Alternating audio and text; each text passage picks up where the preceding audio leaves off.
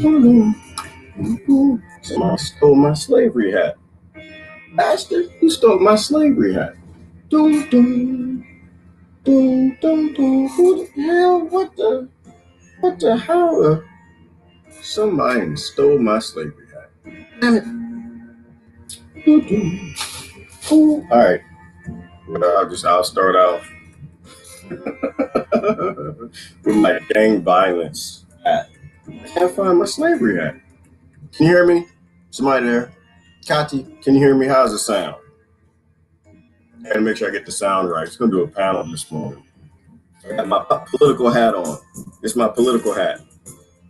Here we are. Can y'all hear me? So make sure I got the sound right. It's kind of loud. Turn that down a little bit. Hey!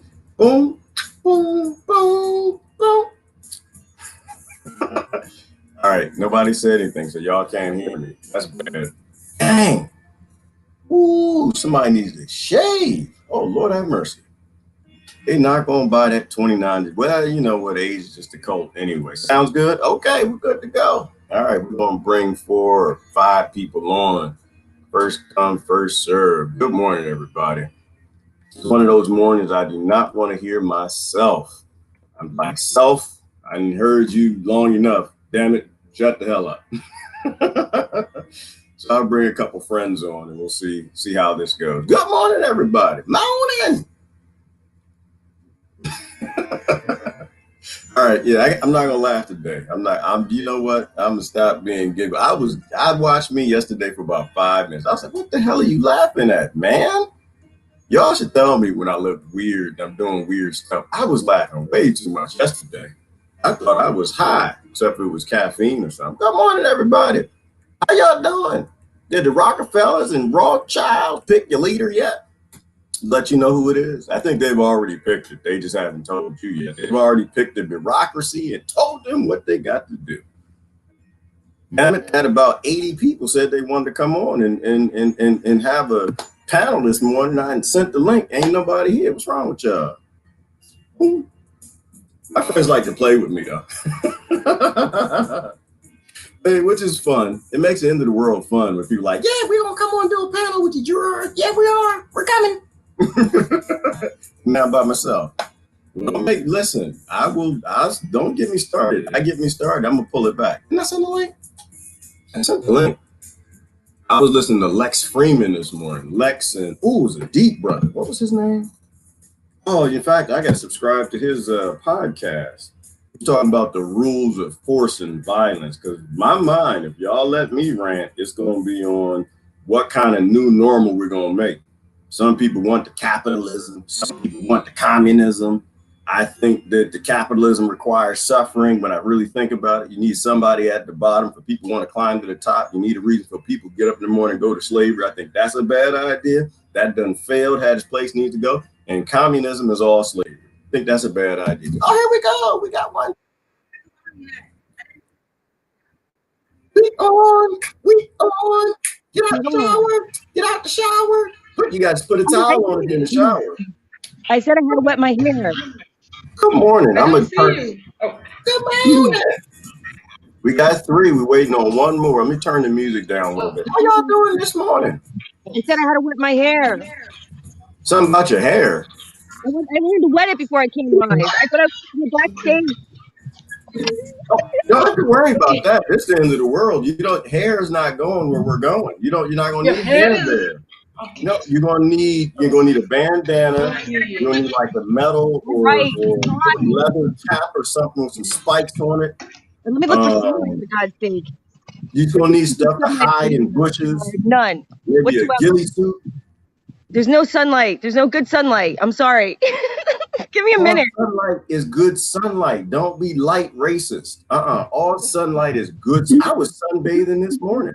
I was out in the greenhouse just letting it all soak in, like I was back in the Garden of Eden. Can y'all hear everybody? Does it sound good? Sound is. Oh, we got one more. Nope. I can't stay. We need one more. We're gonna need a man on here somewhere. We're gonna need somebody. We're gonna have to break this up. I have double voices. All right. I can barely hear Christine. I think I'm gonna cut the music off. Okay. No music. There we go. Good morning. Riley, I like hear. she's froze. She's playing freeze. Okay. Good morning. Can y'all hear Christine Okay. and But Melissa? I'm getting there. I need a few minutes. You know how I am, Gerard. It's not easy for me. Where you going? Oh, it's easy being green. It's definitely easy being green. Being yourself is very easy. You just get up and be I I'm not yourself. don't know. Wait. Why is I hear double voices? How is this possible? Anybody I hear say double. you're hearing double? Now, yeah. Do again. Well, Now it's okay. people in the United States are seeing double. They're seeing two parties. It's actually one party, and they're seeing two. So hearing double is probably normal too. All right. Nobody said whether or not the But I sound hear is you. good. How is this possible? I hear you 2 times, Gerard. I hear you talking. And I only see the anti-American, the anti-lockdown you. I only see the portions of your face the mask covers up. You got to put the mic Oh, up. There you go. Woo! All right. There's that pretty okay. face. I hear you sound fine. Okay. So you might have to go out and come back in. Okay. Okay. I will do it again. I will go out. What do we Okay. do? Ooh, Melissa, are you smoking? Somebody's telling on you. Antonio, was she smoking? No, it's no Yeah, I'm smoking in the smoking end of the weed. world. Huh? Of course I am. It's an organic broadcast. Are they organic cigarettes? It's legal. It's weed is legal now. It's not legal technically today, but it passed. That's the only thing that was good that passed in New Jersey. That weed is legal, but it's going to be overtaxed, so it's not going to matter. But is it organic? No, I can't. I mean, I'm lucky to find weed, Gerard. You saw me yesterday off of weed. Yesterday was me off of weed. Okay, I have to smoke weed Why do you have to smoke weed? because I'll blow up on everybody. Why is blowing up on everybody bad? Because it's a bunch of different reasons. It's too intense. Hold on, I'm trying to open my umbrella. There's too much intensity in me when I do that. I can't do that for a long period of time. Do you think anybody here doesn't know how intense you are? You know. Okay. Hold on, I'm opening. So I like the weed chills me out a little bit, so I can be more reflective and not so much of a maniac. Maniacs are good. And I'll use it alone. You have to show your real self. I have no idea how is any woman on this planet is not a maniac by now. No. Patriarchal world. Riley is froze. Melissa, Coming go on. in the camera. I am. I'm opening my umbrella. All right, Courtney said everybody sounds fine. Looks like wind. Good morning, everybody. How y'all doing this Friday? Is it for today's Friday? How I It's look? Friday. I don't know what's going on with Riley. There you go. Now we can see you, Melissa. Letting it Can't go. hear it.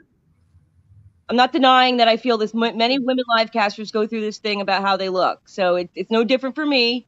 That's Let it go. that's more for American women. American women, they're so worried about their looks. I think I'm pretty good compared to most, and I'm telling you, it's still a struggle for me. It is. So I'm better. I can't even see myself right now, so I think that's better. Yeah, Raleigh is frozen. Raleigh? I'm not going to tell anybody what to do. I just don't think anybody should worry about how they look. I think everybody looking pretty fine. I didn't shave, didn't wash my face. I got my face diaper on my forehead. Just come as you are. This Truth Church. Again. All right, here we go. Good morning. Good morning. We still got another slot. I would like, here come Beaufont. Beaufont coming on. Good. Up, Stacy is smoking too. It's essential. It really helps. You're in Jersey. Didn't y'all just pass legal weed? The one good thing we have. But it's going to be overtaxed. No one's going to buy from, it's going to be overtaxed. You're not going to afford it. But whatever, it's still a step. It's a right they're slowly giving back to us that never should have been taken away. Absolutely. Why won't you be able to afford it? They're going to tax it. They're going to tax it. I'd rather just grow it. It's really cheap, that expensive, but the way they're going to tax it, you're not going to afford it. I don't smoke, but it's. Mhm. They told me you have to. I don't smoke either. There's something about smoke going in my lungs that I don't like, so I never really got into it. But Yeah. I'll tear up a cannabis salad though. Give me some I tea have or to something. cough too much when I smoke. Just taking this off. Let me see my. But anyhow, I might go smoking when I'm ready to kill someone. Then I better go over to smoking. Yeah, that's a That's what I'm requirement. thinking If nowadays.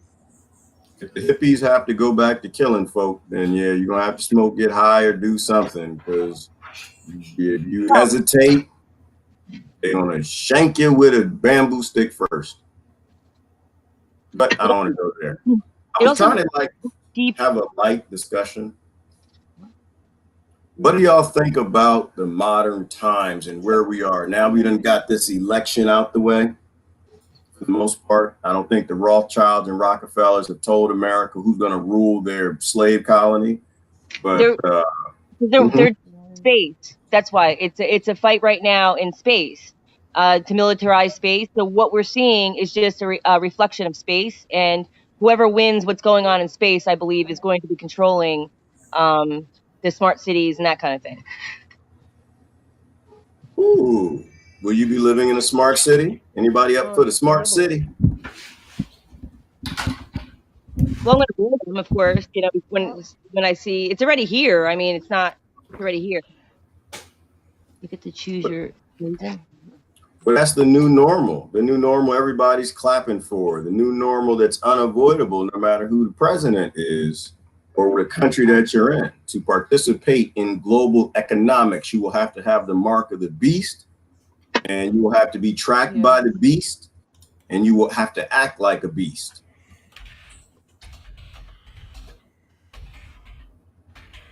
I still Profile. have hope it happen. I know this sounds crazy, but I still think, or it's going to be stopped. I still have that that hope. I don't give up that hope. What hope that Yeah. what's going to be stopped? The smarts, like I would. the complete takeover of the new world order. You don't think that's going to be a good thing, though, that will actually be the thing that starts to wake people up? I hear everything very chaotic. So you're Melissa, you're talking, Gerard is talking. You don't anticipate, and You know what? Maybe I'll put a headset on. Maybe you're hearing the reverse of the speakers. I had to buy a new headset. Hey, Christina, do you have Facebook up too as well? Because one of those needs to be that's muted. why. Okay. Wait. You're getting double. Maybe So this better? And there's, yeah. Well, for you, I Yeah, mean, thank that's you, better thank for you. you. There you go. Yeah, now it's much better.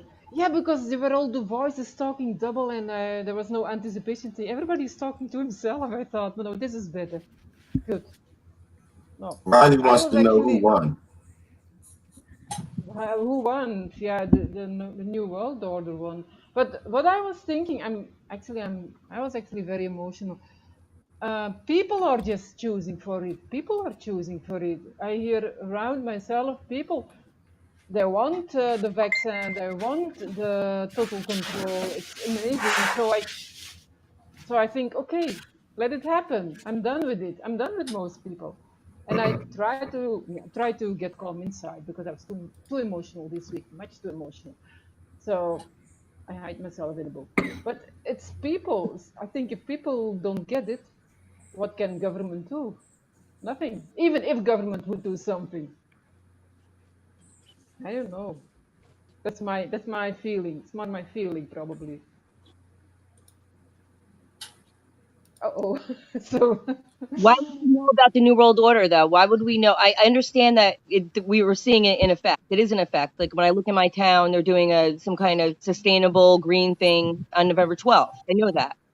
So I know, and my husband's response was, well, they've been doing it for a long period of time. This is nothing new. But he's looking at it like it's nothing new, like it's no big deal. And I said the opposite is true. yeah, It's that's worth the thing. saying, It's and no it's big deal. amazing that it's here. But I don't think we would know. We're not awakened for no reason. That's what I'm saying. That's why, and I'm trying to connect as to why.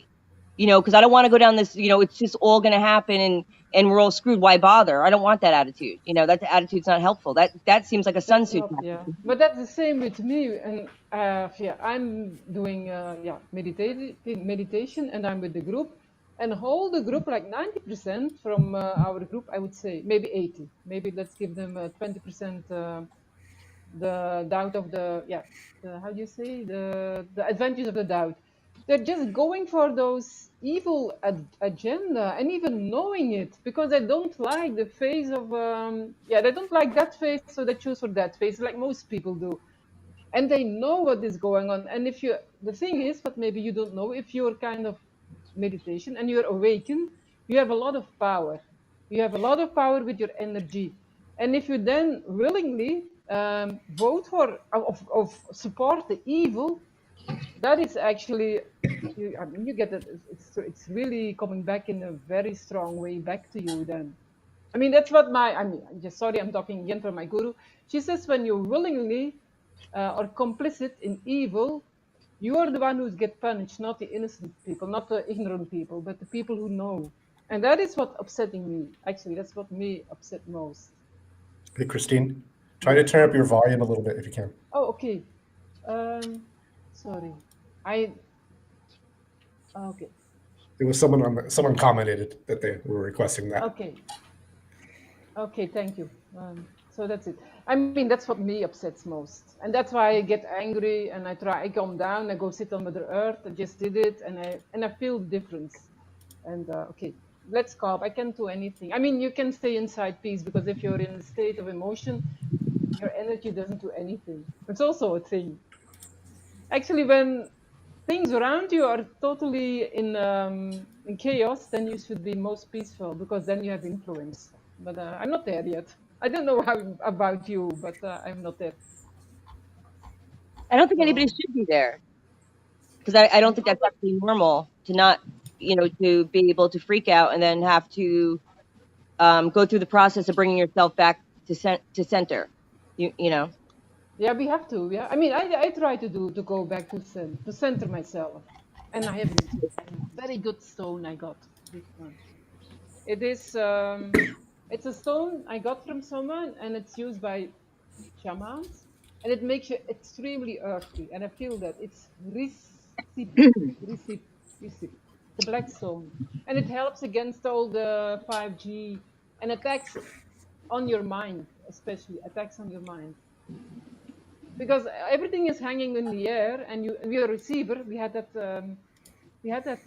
live cast a long time ago. And if you only, I mean, if you want to receive the positive, so you can get more energy, then this stone helps. It's actually a very good stone, and I just have it. I feel. Well, we need that positive energy. We need all the positivity. We need everything we can get now, because now we're at that point. We're at that precipice of whether or not things are going to collapse, or if we're going to choose to no longer be in opposition to our opposite selves, or our, you know, equal opposition. So I mean, here, I mean, I'm trying not to talk too much, but I kind of want to get y'all's perspective. I think what's happening right now is there's a slow roll in them announcing whoever the leader and the new bureaucracy cabinet that they select for the United States is going to be.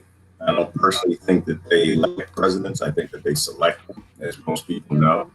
And I think that instead of allowing a decision which will end in some sort of conflict or unrest, they're going to like play it out over weeks, if not months, so that it kind of quells everything, to get everyone to pretty much embrace the new normal, which is always purchased. But I'm positive. I'm very positive. I think that this is what we need. I think that people need to be scared. I mean, I'm personally not scared, but most people are. And when they're scared of their government, good things happen. When people are cheering and You said maybe it's good that Biden wins because then it's going to be much faster probably. And I think, oh yeah, let's yeah, I think okay, yeah, let it happen. Let Biden wins, then they know what they are actually, yeah, what's going to happen. We're What is coming deciding right today. now what this vote really is doing is helping inform the system what form of tyranny or fascism is going to be most effective. Mhm. Yeah. Is it going to be a populist, soft-souled, well-spoken, well-presented form where it'll be tyranny by pacification, or will it be overt? And the funny thing is, both sides have elements of both of those. There's pacification on both of those sides. There's also a lot of overt potential in how they want those things to play out. So it's really all we're doing is we're really kind of, if you're participating in the voting process, you're helping them down select as like a market.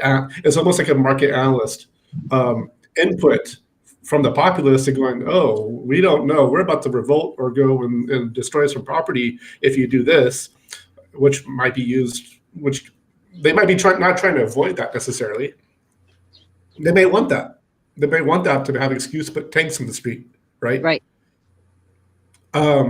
Or they're like, oh, you know what? This is starting to affect stocks. This is starting to affect Boeing and Lockheed and JP Morgan stock, Fortune 500 stocks, in a very negative way. And so the prospective economy, divorced from the real economy, is going to take some real impact. And that is the real impact to their pocketbook, because that's the way the game is rigged. So if they get to a point where they do a cash flow analysis on this and go, no, we can't afford this, then we're going to go and soft sell this. It's going to be a populace. So that's really what the game is right now. Mm-hmm. And how do you, what is your strategy to avoid that game or to be alive in that game? Long term, I mean, the strategy for me is taking a look at historically at Native Americans, tribal cultures, take a look at agricultural communities in the 20s before property tax was implemented to get them to participate in the monetary process, and start kind of making steps and going, okay, we might not right now in the short term be able to actually wean ourselves from this monetary problem, this monetary system, and participating in it. What we can do is start at least mitigating our participation in it. Maybe we can have, what do we need to live? We need water, we need food, we need shelter, we need these things. What can we do to kind of foster those things in a sustainable and independent way that is an expression of our independent sovereignty, understanding that at some point we're still going to be participating in the grid. So maybe we should be thinking more modular. And I think the problem is because we don't have a clear-cut road. And this is kind of like a reef system. A healthy reef system isn't always all pretty. Sometimes there's a lot of competition that goes on. And what we're really lacking in our socioeconomic biosphere is that our diversity has been homogenized, because homogeny is what helps them control. They can market to it. They can target ads to it, right? The solution is going to, just like in biodiversity, is going to need all sorts of walks and thoughts and skill sets and mindsets. And because we're all coming from totally unique, different perspectives and environments, and we've been evolved, just like in a biological system, to adapt in those. So what might work for Gerard might not work for me. We have different, hopefully there's some happy overlap, but we got to make room for that diversity, right? Yeah, it's not going to be no okra in the camp that I'm at. Our tribe, we're not doing okra. It's not going to happen. I agree with most of your assessment too. I definitely agree with the solution. But in terms of what's happening, I'm not completely convinced that there's a they yet. Like, I mean, there's probably multiple groups, I think, that are conflicting over the control of currencies and industries, and probably from a global level all the way, or a continental trade level, all the way down to a local level. It's like, so going into the next lockdown, right? As an example, everyone's counting cases, And me, I'm counting cronyism, right? Like, I think we're going into the next lockdown, and it has as much to do with cronyism as anything else, right? Walmart, Target, McDonald's, like all these corporations made billions of dollars in shutting down all them off. So they all have a vested interest, and they all lobby government. So now it's not just the pharmaceutical industry or the banking industry or the chemical industry. You're now, fighting and dealing with, at the local level, government being lobbied to lock down for cronyism, the big C word. So anyway, my point there is I agree with everything you said. I think that there's so much going on, and I don't think there's necessarily an easy escape other than walking away. I think these people plot and plan this stuff out well ahead of time, and they know our A, B, C, D act. They have software and predictive analysis for that whole quiet weapons for silent wars and predicting what the population is going to do with what you say and what's on the news. And so, I agree with it and everything you said. And the only thing I'd add to that is that, we have to consider doing the things mostly that they don't want. And however anyone's mind works, whatever you see, whether it's a they, or if it's multiple groups all fighting for control and disaster capitalism and controlling the new world, whatever you see they want you to do the opposite. Whatever they want, deny them. And for me, it gets down to permaculture. It's land. It's, they want you to embrace the new currency, digital currency. The answer is no. They want you to continue to let them own the land and the resources. The answer is no. They want to continue to hold together a model of capital, communism, socialism worldwide to keep everybody, moving into this new model with the same groups in power. So just apply that anywhere you can. I think you and I are touching on the same topics. The only thing I get concerned about is not to deny that the New World Order is not in place. Oh, sorry, you're still talking. Where are you? I'm seeing two. But where I get concerned about those topics with like pedophilia, New World Order, is that we're being distracted to a sense of paralysis, of abandoning our own what we can do with those type of topics. And it's not to say that they're not happening again, but it denies our participation in the system. It denies our responsibility in that. And I think that's first and foremost, I've said it before and I'll say it again. In order to survive a sociopathic system, each of us has to resort to sociopathic methods just to exist in it. There's no exceptions to that. That's why meditation is so important right now, because meditation is coming face to face with your lack of self-honesty with yourself, which is really the root cause of sociopathy. And so nothing's going to change until we come to that level of, this is how it came to be. Sociopathy in a lot of ways is a denial of existence as it is. And we've been doing this for 5,000 years, if not longer. We've gotten to a point, we started this system changing from a matriarchal worldview to a patriarchal worldview, where we started looking at, especially from militant agriculture, and going, this is ours. We are the point of evolution. The universe, the Big Bang, we are the point of the Big Bang. Look at our religious systems, and henceforth, our whole government systems that followed suit, because they went hand in hand. They normalized that. That became the normal. If you don't buy into that and think on your own, which is really what fascism is abandonment of your own ability to render your own beliefs for yourself based on your own intimate experiences with existence. And that, to me, that's where we have to start unplugging. And there is and when I talk about that meditative work, I really put a lot of effort to get away from the woo-woo and the spiritual materialism that can come along with that. Positive or negative thinking. It's more about being in the here and now. And that means as it is, not as we want it to be, because in order to get to where we need to be, we need to know where we're at. Yeah, it's actually to find back again your original creative thinking. I think we need to learn how to think outside the box. I'm 100% sure there are solutions. I'm 100% sure, but you need to tap in that field where creativity is very, very great, very strong. I think and it's there. I believe that, and I think through meditation you can get there. I mean, it is already like Gerard says, the solutions about there is with all the technology, it's there. But now first we have to see how we can unplug to get again to a society where the positive technology can survive. I think that's No, I was important. thinking just now I was thinking this could be a test for us.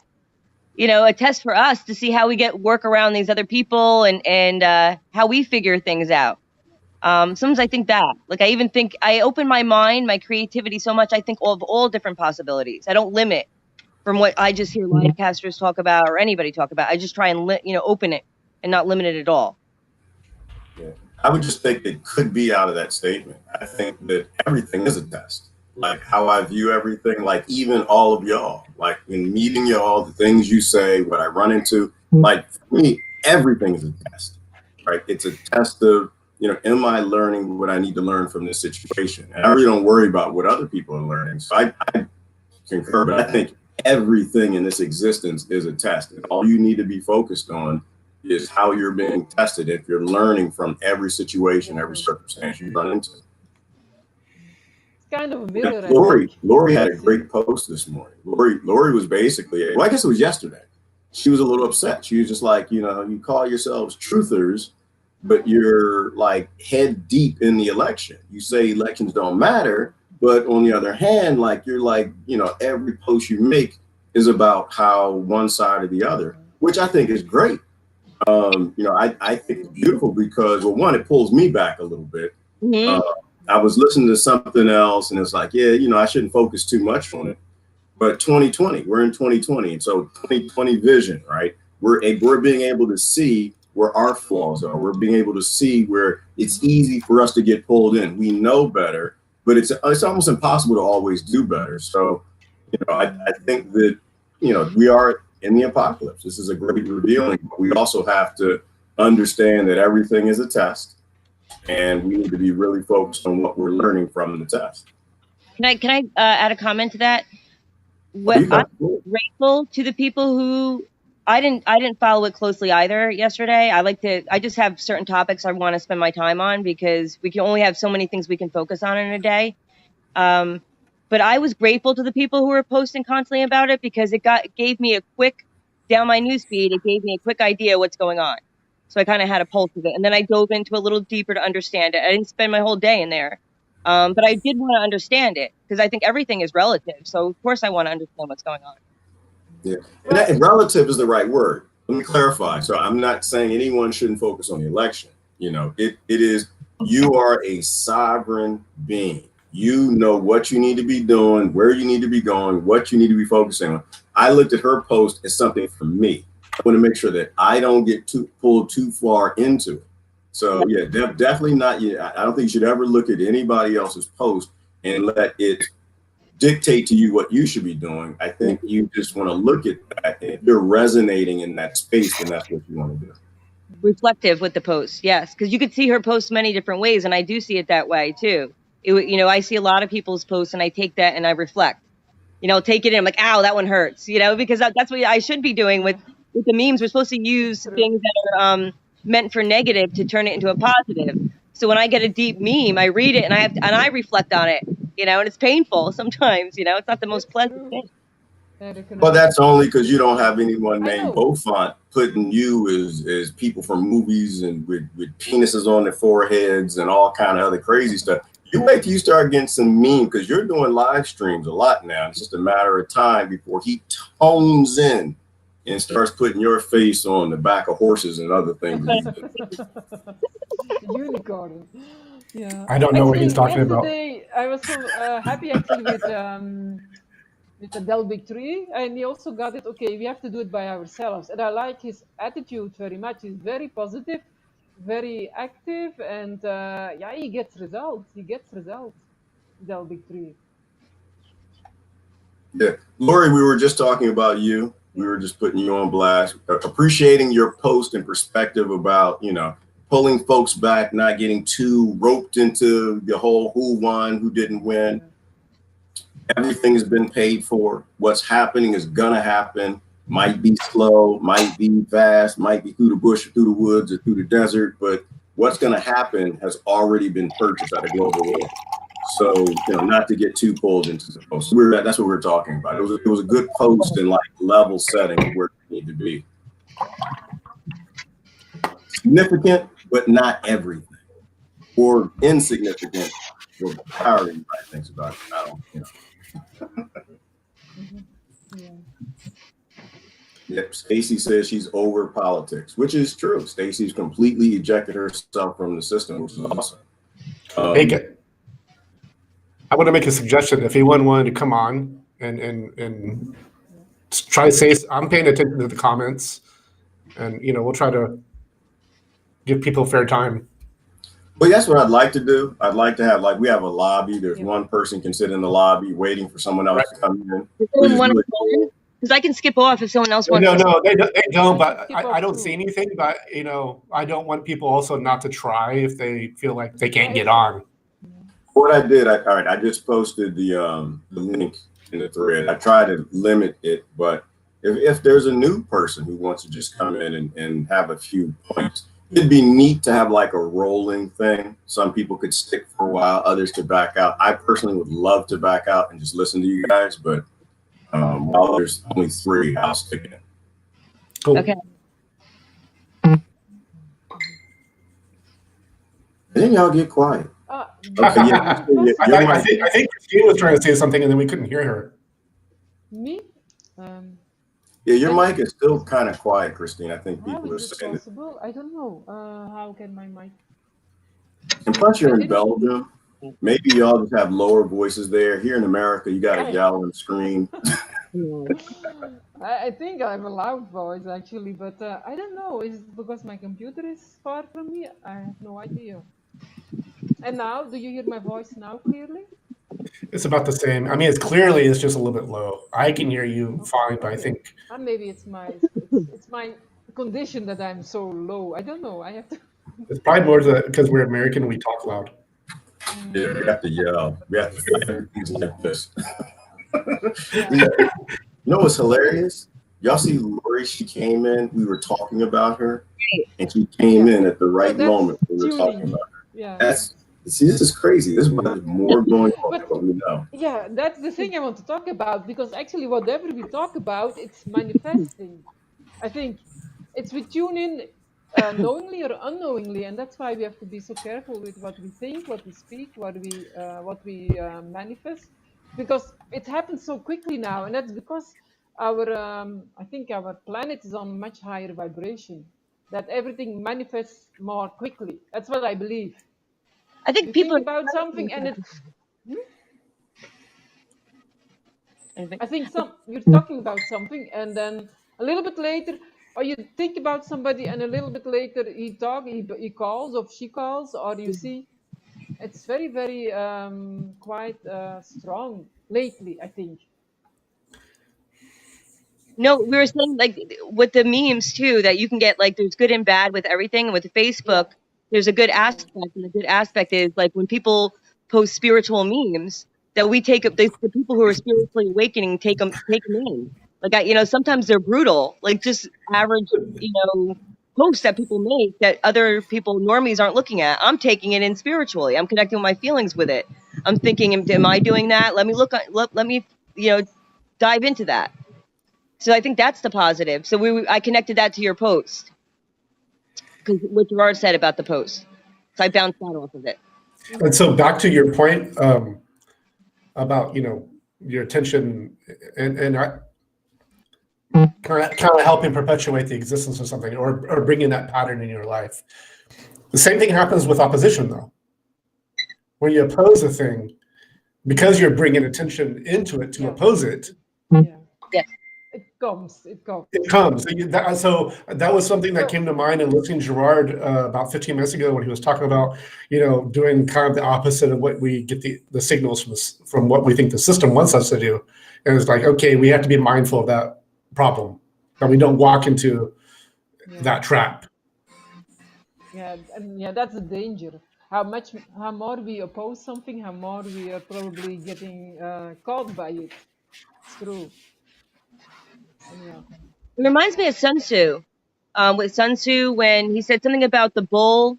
I don't know the exact quote. But it's about that you could be, if you have tactic but no strategy, that you could be a bull, but they'll just lure you in and ambush you or slit your throat or something like that. There's some Sun Tzu quote on that. It reminded me That's because I listened to it today. that's why it's good, I think, now to stay stoic. Stoic, yeah, be very, very calm. Don't react, but be aware what is happening, because a lot of people don't know actually what's happening, have no Right. idea what the future is going to be. And then it's easy. I mean, if I don't know anything, I would be peaceful. Okay, I would think, okay, this is just now, it will be over, and I'm just having fun, and I do what I can to be joyful, which is good to be joyful. But if you know where it's heading to, it's much more difficult to stay in peace and to be joyful, and actually to laugh. Yeah, we can laugh once, and it's good to laugh, to see the humor, because yeah, and but it's a thing, you have to be aware of things, and you have to be at the same time It's all politics. not involved in it. What do you think, Buffon? Yeah, I didn't have a concise thought thread from what you were talking about because I was a little distracted. But I mean,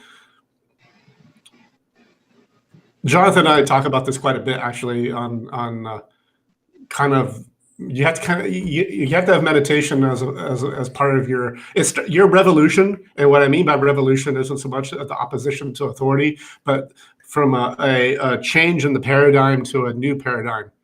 Evolution starts with meditation.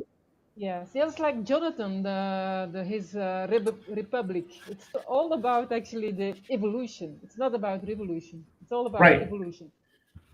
It's great, actually. And I think we see a lot of calls for revolution without the awareness of what you're talking about. Right. And they don't understand that they're perpetuating the very thing that they're trying to revolt against in doing so. And then basically there's a lot of narcissism that goes on that. There's a lot of like, oh, I was out there demonstrating. I have my picture with my BLM sign and my Antifa sign and my, Proud Boys, whatever faction you want to equate to. And I have my little tattoo and look at my Instagram page. Yeah. A lot of narcissism going on with that, Yeah, very much. Yeah. I have a lot of patience for it. Yeah, I think that's why maybe President Trump has so much critic, because everybody, oh, he's such a narcissist, such a narcissist. But I think, yeah, is it not our mirror? Is it not our mirror? Are we all not so narcissistic? But what people don't realize that Biden, if you really think about it, is the DNC's version of Trump. Yeah, of course. And both of those personalities are the level of depravity that they have to go to normalize the sociopathy of the rest of Congress and the system. And battery, my phone's dying. I didn't realize I can't find my charger. I have to get off. Where's your extension cord? All right, hold on. Let me see. Where is Jonathan, or where is someone else? Come on. All right, I'm on 5%. Keep going. I'm sorry. Yeah, they were talking big junk, Christine, but people faking frauds and phonies, and Riley was frozen, so all the F's. Yeah, so I think it's great too, though, Beaufort, because I think Biden was the right one. Like, I'm kind of don't wish he won, not win one. I don't know that any of that matters, but I think that things can be sped up. Like, I think the heat can be cranked up. And this is what I was talking about yesterday. I actually think it's cranked up very fast, and that's when the frog might jump out, because and you can everyone can disagree with me. I really don't, don't care. I'm just saying what I see, and what I see, the right was a little more in the conspiratorial questioning realm, right? They would question vaccines more. They would question the whole, alien technology, war. They question a little more. And the left, for the moment, were more believing in the system. And I think that's a side effect of having Obama. Some of that was highly praised. And so I think putting in someone who wrote the crime bill, someone who is big time police state, write laws, incarcerate people, with Kamala, who is also big time DA, not let you out of prison, falsify information.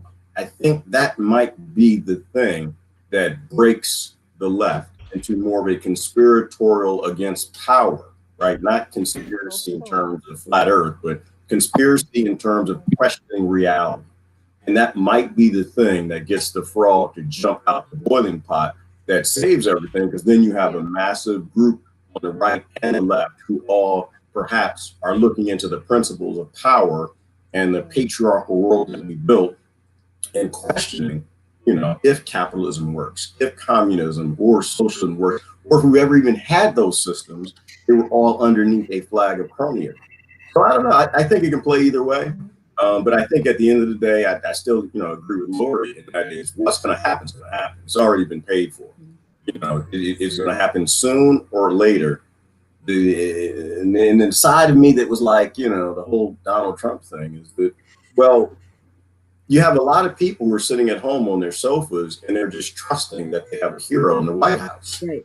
And that's extremely dangerous too. That's almost as bad as the whole Obama thing, because there's work for us to do, right? Yeah. We can't have any heroes in leadership. And so right now, we if it goes the way that it seems like it might go, which who knows what the hell is going on, because they're all lying, that you have all villains in government. And I think government has always been all villains because it's a villainous system. And so that might be the spark where people stop doing the hero and villain in Washington thing, or in government, period. And they all step back and just say, you know what, we're not doing this anymore. Well, the vaccination will do that. The fourth vaccination will do that, but that's late in the game. But what can we do? The vaccination's coming soon. The fourth vaccination, we all feel it. But on local level, I think you have more power, even because you're in local level. You have all the people who can. I think if you can work from there a little bit, maybe you can stop. Like South Dakota is not doing. South Dakota is very good. Yesterday I heard the governor of it's a she speaking. She was very good actually on Facebook. I also get to post it, but she was very good. She has insight in the system, and she takes a decision: no lockdown, no vaccines. She talked about mandatory. She doesn't want it until now. I think she's still keeping good. I don't know if that will last, because probably she has a lot resistance. But if you can work on local level, it's a beginning point, I think. Or well, I agree at the local level. I think it has to be at the local level right now. Everything has to be local. Like the whole issue is we're dictating to people in other towns how they're going to behave because we have more military in our town. We have more banking power and, American hegemony. So yeah, everything has to, reset back to that default of being local. Another thing I love that you said is like the whole principle of the lockdown, right? Like, it has, the issue I have with lockdown has nothing to do with lockdown.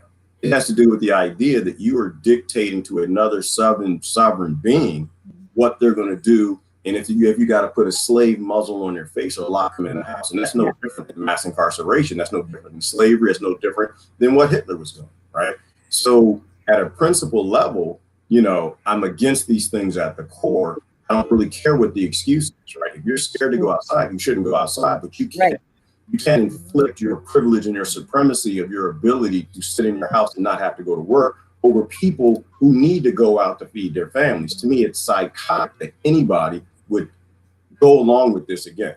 The first time, we made a mistake, maybe, perhaps. The second time, we know that over 1 million people died in the world because of the lockdowns. And you can't convince me that you're fighting privilege and supremacy if you've got your own privilege and supremacy that you're invoking on other people. We have to learn to live and let live and stop supporting, the current tyrant in the office because we think they're doing things for us. So something comes to mind when I first started listening to Ty, which was probably about 2.5 years ago. And, he hits it time and time again that the system governs with a mandate that the populace unable or unwilling to rule themselves. And one thing that comes to mind on that topic is that the one thing that works in our favor is that in order to perpetuate that argument, which is contrived, they have to keep on stress testing the system. They keep on having to kind of have to assert that contrived sense of authority, because all authority is contrived. They have to kind of convince us and look for feedback that we believe in that, and support that fallacy. That's the only weakness that they really have. But we have to recognize that that is a weakness. They do need. They have undermined their own argument that they are elite because they have convinced themselves that their whole argument has short-circuited their whole idea that they are elite, because they have to exercise it. They have to get us to buy into it. They have to get us to subjugate it, which is if they were elite and had generally this divine sense of authority and ability to rule. Yeah, it's true. Yes, that's why we give them power, because we just consent to it. But yeah, the locals, Laurie said, they listen to the masters above, but they're always on local level. You can maybe reach 1 or 2 persons who are really have common sense and try to change it. And I believe a little bit. I mean, I believe we should work on that way. And meanwhile, you should work on self-sustainability, both. Actually, here is good. We're starting to try to get a well. We're going to, I mean, how do you say, to dig a well on our land here. Because we were thinking, it was really funny. It's also tuning in. We were thinking, yeah, what we should have water. And all of us were thinking the same. Water will be a problem. And nobody was thinking about it. But we had all the same idea. And even those people here, they're not like, okay, they think everything will work out fine. But still, they had that kind of idea. Water will be very important. I would love to hear Jonathan talk. Like whenever you're done, I would love to hear Jonathan at some point, because I've never been on a live cast with Jonathan. I would love to hear his thoughts on things. I've never on the same live cast with you. Well, something that Beaufont mentioned a minute ago is that their whole philosophy is that they are a superior breed of human being, and yet their rulership is defined by and dependent on our consent. Right. So there is a built-in contradiction in what they're trying to do. I just wanted to mention that's really insightful, and it just shows that their whole idea for taking power is built on a house of cards. So, can you guys hear me? We can hear you. Very clearly. Okay. Very clearly. Great. I'm a little foggy today. I've been dealing with like a 3 or 4 day headache here, and a lot of sinus pressure right here. So I don't know what's going on. Did you have it behind your eye? Yeah. It's right here. Yes. It's in my sinus cavities as well. Yes. Which one of you ever has Jay Close's voodoo doll? Can you take some pins out of it, please? I need some help. We need him at least at 70%. What's the cure? More memes. That might be the cause. That might be the affliction. Biker memes, please. Oh my God! Now you got Harsh in on it. Did you see the ones he just did? I know, and those are his. He's making them. I'm not in that, so I don't know what that's with. Of who? I think there's some of me in there. I can't be in anything anyway. I'm in jail after this. I can't talk after this. I can only do live casts and talk to you after this.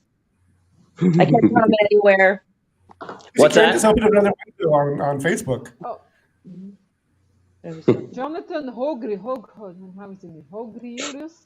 you can come in if you want, because I'm done. I think I'm a little bit done with my inspiration. And besides, this evening there is astrology, so oh yeah. So you don't need to see my face too much. Well, I love that. That's one of my favorite live casts. Your astrology one. It's called It's gonna be astrology. I very use the right interesting. term. Yeah, Friday. those are great. Yeah. Those are just awesome. So that's for me and Susan. I hope she's ready. I was actually preparing it. And yeah, it's going to be very interesting this evening. So somebody else wants to join instead of me? You, Jonathan Hogrelius.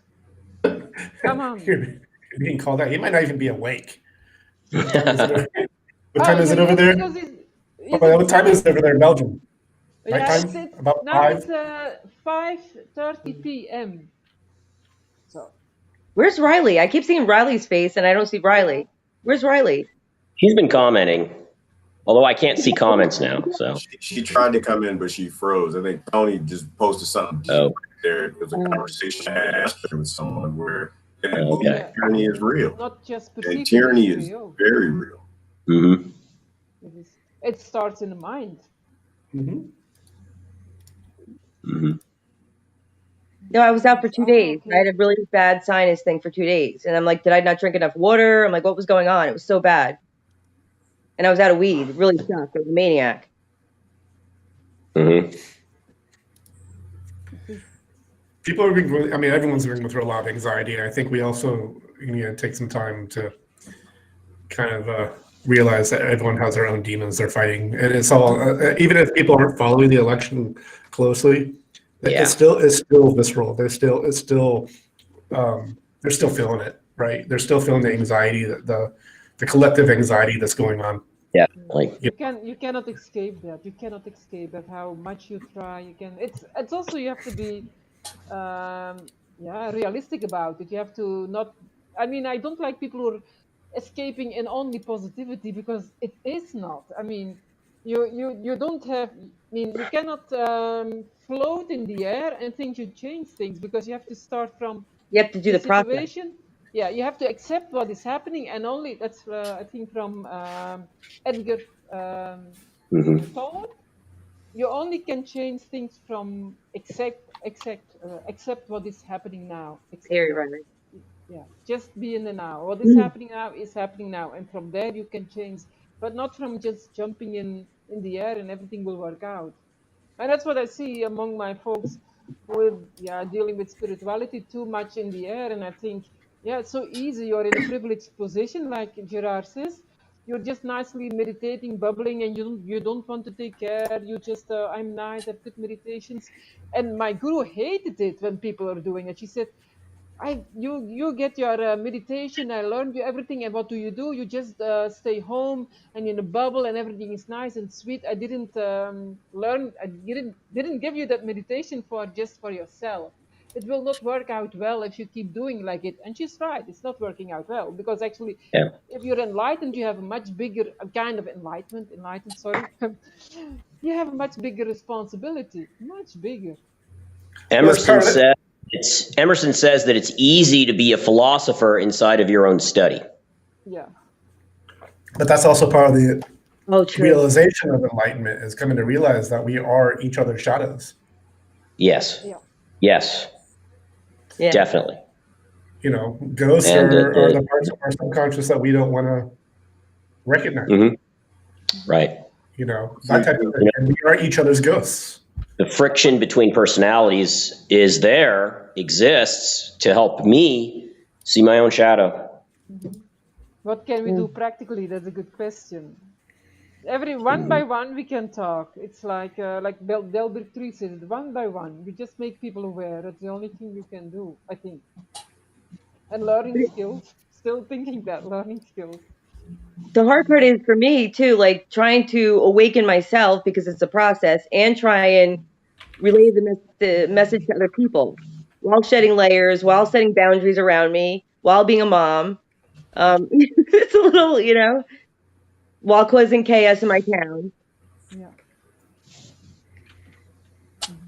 And then trying to ground and balance. Yeah. And in a sweet way. You have to talk. Am I not authentic? Yeah. Okay, I'm trying to ground this shit. And then the thing is, I'm not so good in it. You have to talk in a sweet way. People don't receive messages in anger. That's what I did lately on Facebook. Not in your groups, but in other groups. Say, oh my God, I have to pull my ears. Anyhow. Oh, yeah. Sorry. Yeah. We can all make gifts. Gifts for whom? Yeah, for everybody. We give. Oh yeah, it's maybe not so bad. Okay. Yeah, keep having the conversation. I think it's true. Little gifts. I bless my water now. Yeah. Humor. Yeah, humor, laughter, and reality. It makes them all together. And joy. Still joy. Plant. Wow. Yes. You have to, Miss Sri, you have to keep your old books about herbs. The ones from, yeah, the old ones. A book stays, and our apps maybe not. Yeah, love or Christ, just our choice. Yes. About what, Jonathan? Serious? About building a community? Just hit the wrong button. Yes. Positive conversation with strangers. I did it at the post. I had to post something, and I took my mask off, and I say I don't think this is necessary to the people. I don't like it, and I don't actually believe it. And then the other people, they were just thinking the same. See, many people are actually not agreeing with it, and I pulled it off too. Some didn't dare because they were afraid, but they realized it comes from within. Yeah. Is it that time in the show where we take off our shoes? No, that's this evening. I think for me, That's later. Okay. with me with boundaries, that's not even an issue anymore for people around me, because I've set such a firm boundary that if no one's going to come on my page in town and talk to me about a mask except Tony Rossi. Yeah. Okay, I have school board people on my page. I have a councilman on my page. You hear me? Do I censor anything? No. Okay. I have the PTA on my page, so there's nothing censored. So they're not coming at me. You know, I protested a Black Lives Matter protest in my town. So, and I proved them wrong in the end. They tried to dox me and I proved them wrong. So they're not going to come on my page and talk nonsense because they know better, because I tell them anytime you do, I'm going to save this and I'm going to show you later. And I've done it enough that now they're scared. You have to save everything it's true, and if you cannot, I mean, I'm not so good in. I'm good at predicting, so now I've shut them up. So I got my power in town that way.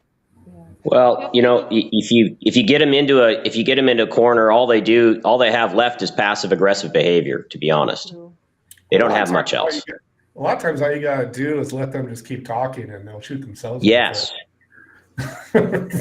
Yeah, and that's a really good point that Ty makes. Let them incriminate themselves, and he's right. Keep talking.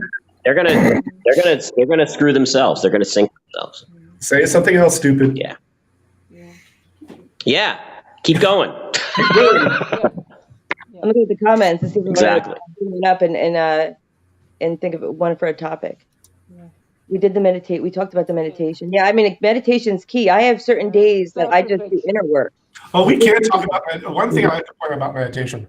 Oh yeah, I'm a big. I think it's one of those things that we can talk it almost too much, and we can't talk it enough. One thing that I like to talk about meditation, that I get a lot of through the years, like, how do you meditate? Question. I want to do a meditation maybe one day, just how I meditate and how you meditate. I think my point being, and this is the point of meditation, don't wait for someone to teach you how to meditate. How you meditate is going to be unique to you. Yeah, true. Mm-hmm. But I think someone will teach you. You can have a guru teach you, and they're going to be teaching you what they do. And at some point, you have to take that upon yourself. Yeah, true. Play with it. Yeah. And see what works for you. No, the guru does not do it in your way. He gives you the guidance how which tools you can use to meditate on your right. Exactly. Way. But some people have a linear idea that the guru is going to teach them how to do it. Not really give them the platform for the practitioner to figure it out for themselves. Mm-hmm. Right. And so it's simple as sometimes just if you're taking a moment and checking yourself and separating yourself from your emotions and your awareness, then you see yourself very clearly. That's the beginning. Yeah. And when you start realizing and coming to terms and you go, well, I can't get there, I can't pay attention. Okay, start coming face to face and owning up those distractions you're creating from yourself, and you'll start meditating. That's what the beginning is. Yeah. So I It's not know now. It's powerful. It's extremely pertinent. Yeah. It's self-reflection, because I know I am like we say, yeah, they're the virtue moral knights. I think, okay, I myself am so too. I'm just trying to tell people, no, don't behave like that. No, don't do this. I know myself. I say, oh my God, you're a fanatic. I just discovered like the last 2 days, oh, Christine, you're such a strict fanatic little yeah, no, I'm little fanatic lady. I say, stop it, leave it, let them have they can live whatever they want to. You don't have to. But if you forbid them, then that's telling more about you. And I just find out that, okay, I'm not going to react to that anymore. But anyhow, it's not always easy because it's still living in you. But that's right. But it's always discovering from seeing yourself without emotions, and then you can see it, because then you can laugh. You just see it. There is no emotion. You just witness it. Yeah. So I mean, that's my experience. And I don't have In that my many meditation, it's always been moments. work. Like I can meditate with trap music. Like I do, I like I do a whole bunch of things at once during my meditation, or I can like meditate during, like I do a lot of motivational speakers. I listen to them, or I connect with music and what feeling. I just pay attention to a song and how I feel, and then I go inward. I'm like, where do you feel that way? You know, like I just process it. That's what I love about Siddhartha. That's what I love about just, Siddhartha, is that Siddhartha really hits that concept home, that everybody has their own path and their own settings that they need in order to get it. Your life that you're living is your guru. It's your guru based on your unique expression of existence. And your perception. Your ability to perceive. Yeah. I get what I think I get what you're trying to say. Yeah, but where you're at, your ability to actually kind of, and Jonathan, you and I have talked about this, and how you're talking about systems of that brine between the consciousness and the subconsciousness, or the primary voice and universal voice, and kind of going, well, that universal voice is universal, right? But that interface that we have to do to get between that primary, which is talking to yourself, right, do before we do our secondary voice, before we speak, write, make memes, whatever. But, there's that interface that happens, and that interface between those two, between the primary and universal, is unique for each of us. And what Kierkegaard calls it is self-relation, and his definition for spirit includes self-relation. If you don't have a relationship with yourself, then spirit has nowhere to grab a hold of inside of yourself. Sorry, I apologize. It's funny it's funny because you can meditate for a long time and you see someone doing their own thing, and somehow it'll ruffle your feathers when it has nothing to do with you. And that's a meditative moment to keep in. You're like, oh, I have some work to do. I have a sore spot, a blind spot. I should. I can see people just like, so they go so quick, they evolve so quick. Oh my God, they're just starting with meditation after years. I find them so quick and so aware and so like keeping themselves in peace. And I think, I'm not like that anyhow.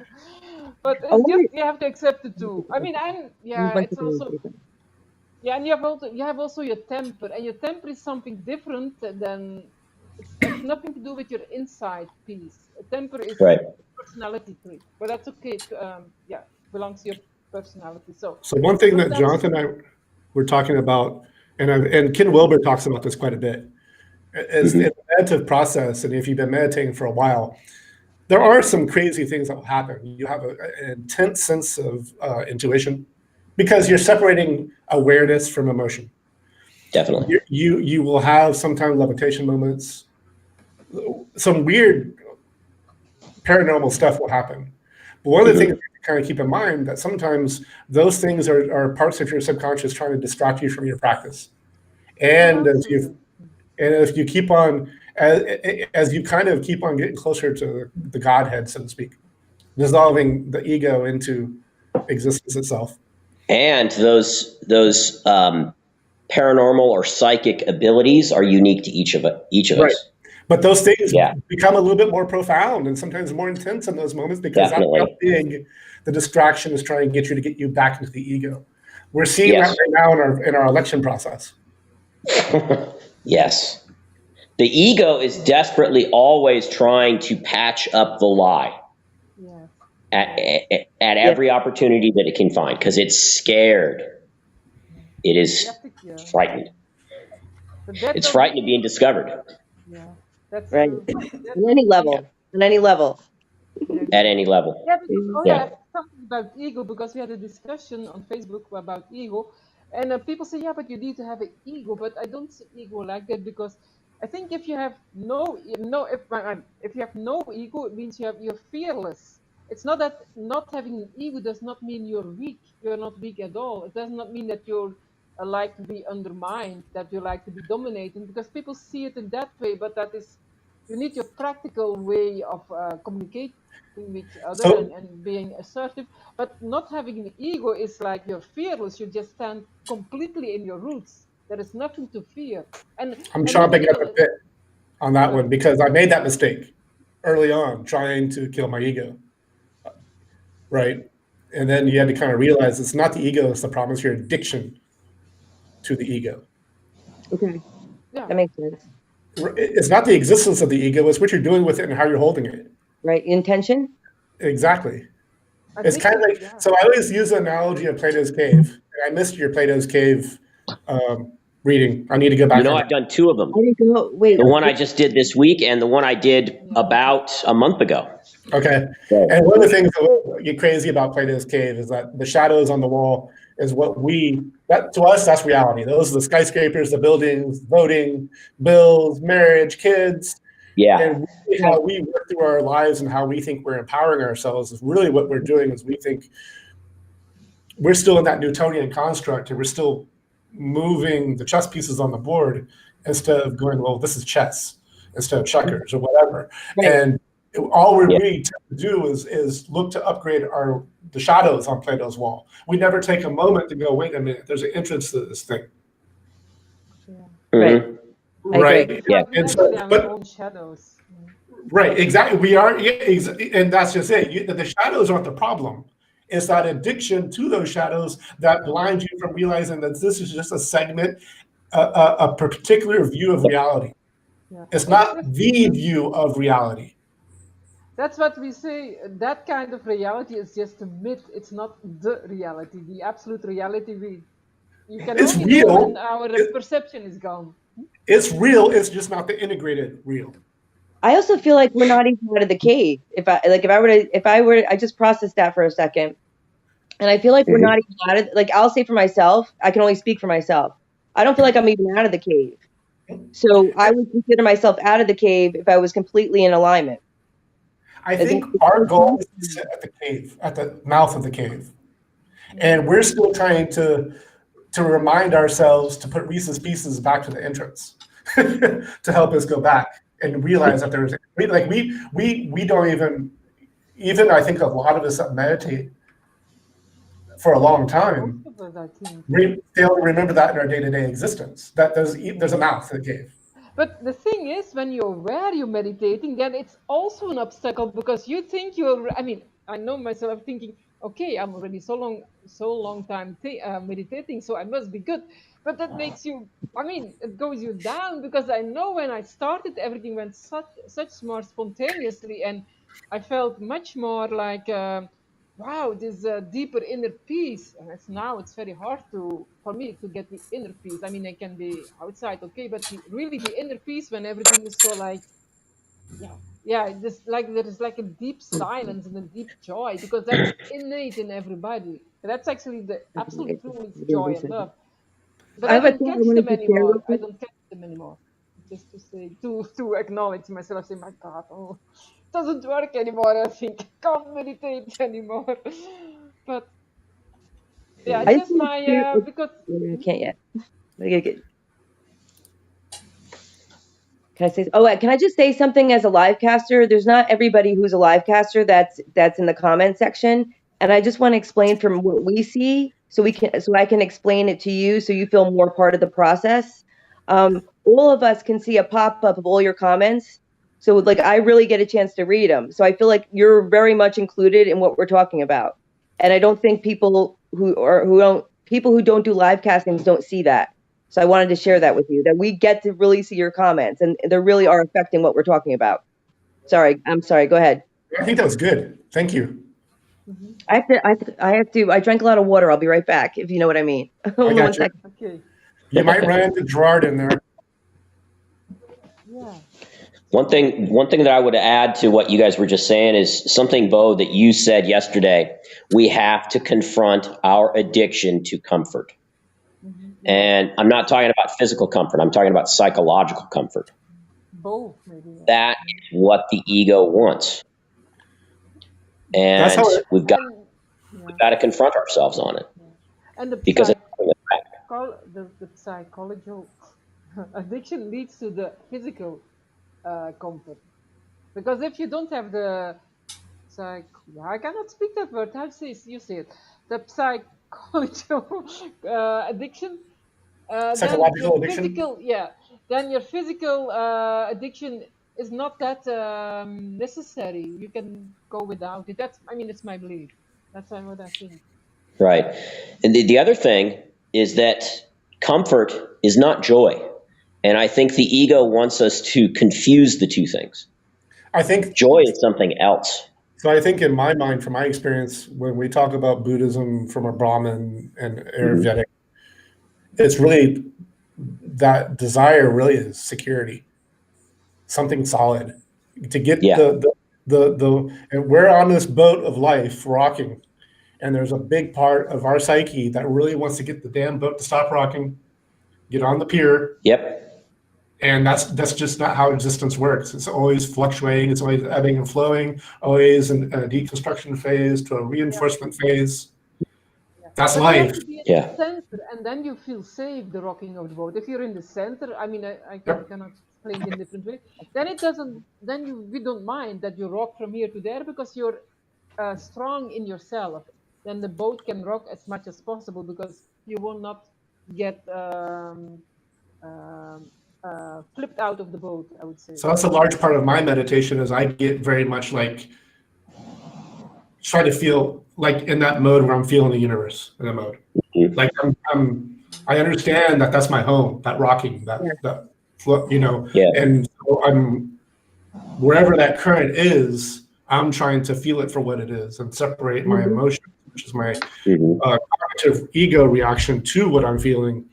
And so I always like when I talk about feeling, people they get equally contrived as to emotion, and those are two separate things. And feeling is more of akin to awareness. Feeling is more subtle. It's more subtle. It's really subtle feeling. Emotion is knee-jerk reaction. Yeah, a reaction, and also it's pain. Emotions are I think a lot of attached to pain, strong emotions in some way or a kind of coming from something unfulfilled.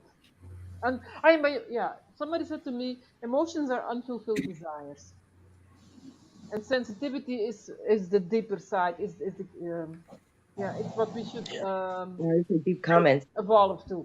I sometimes think that emotions are what parts of our ego want it to be as opposed to what it is. Yes. Mm-hmm. Yeah, I think. Yeah. Wishful thinking.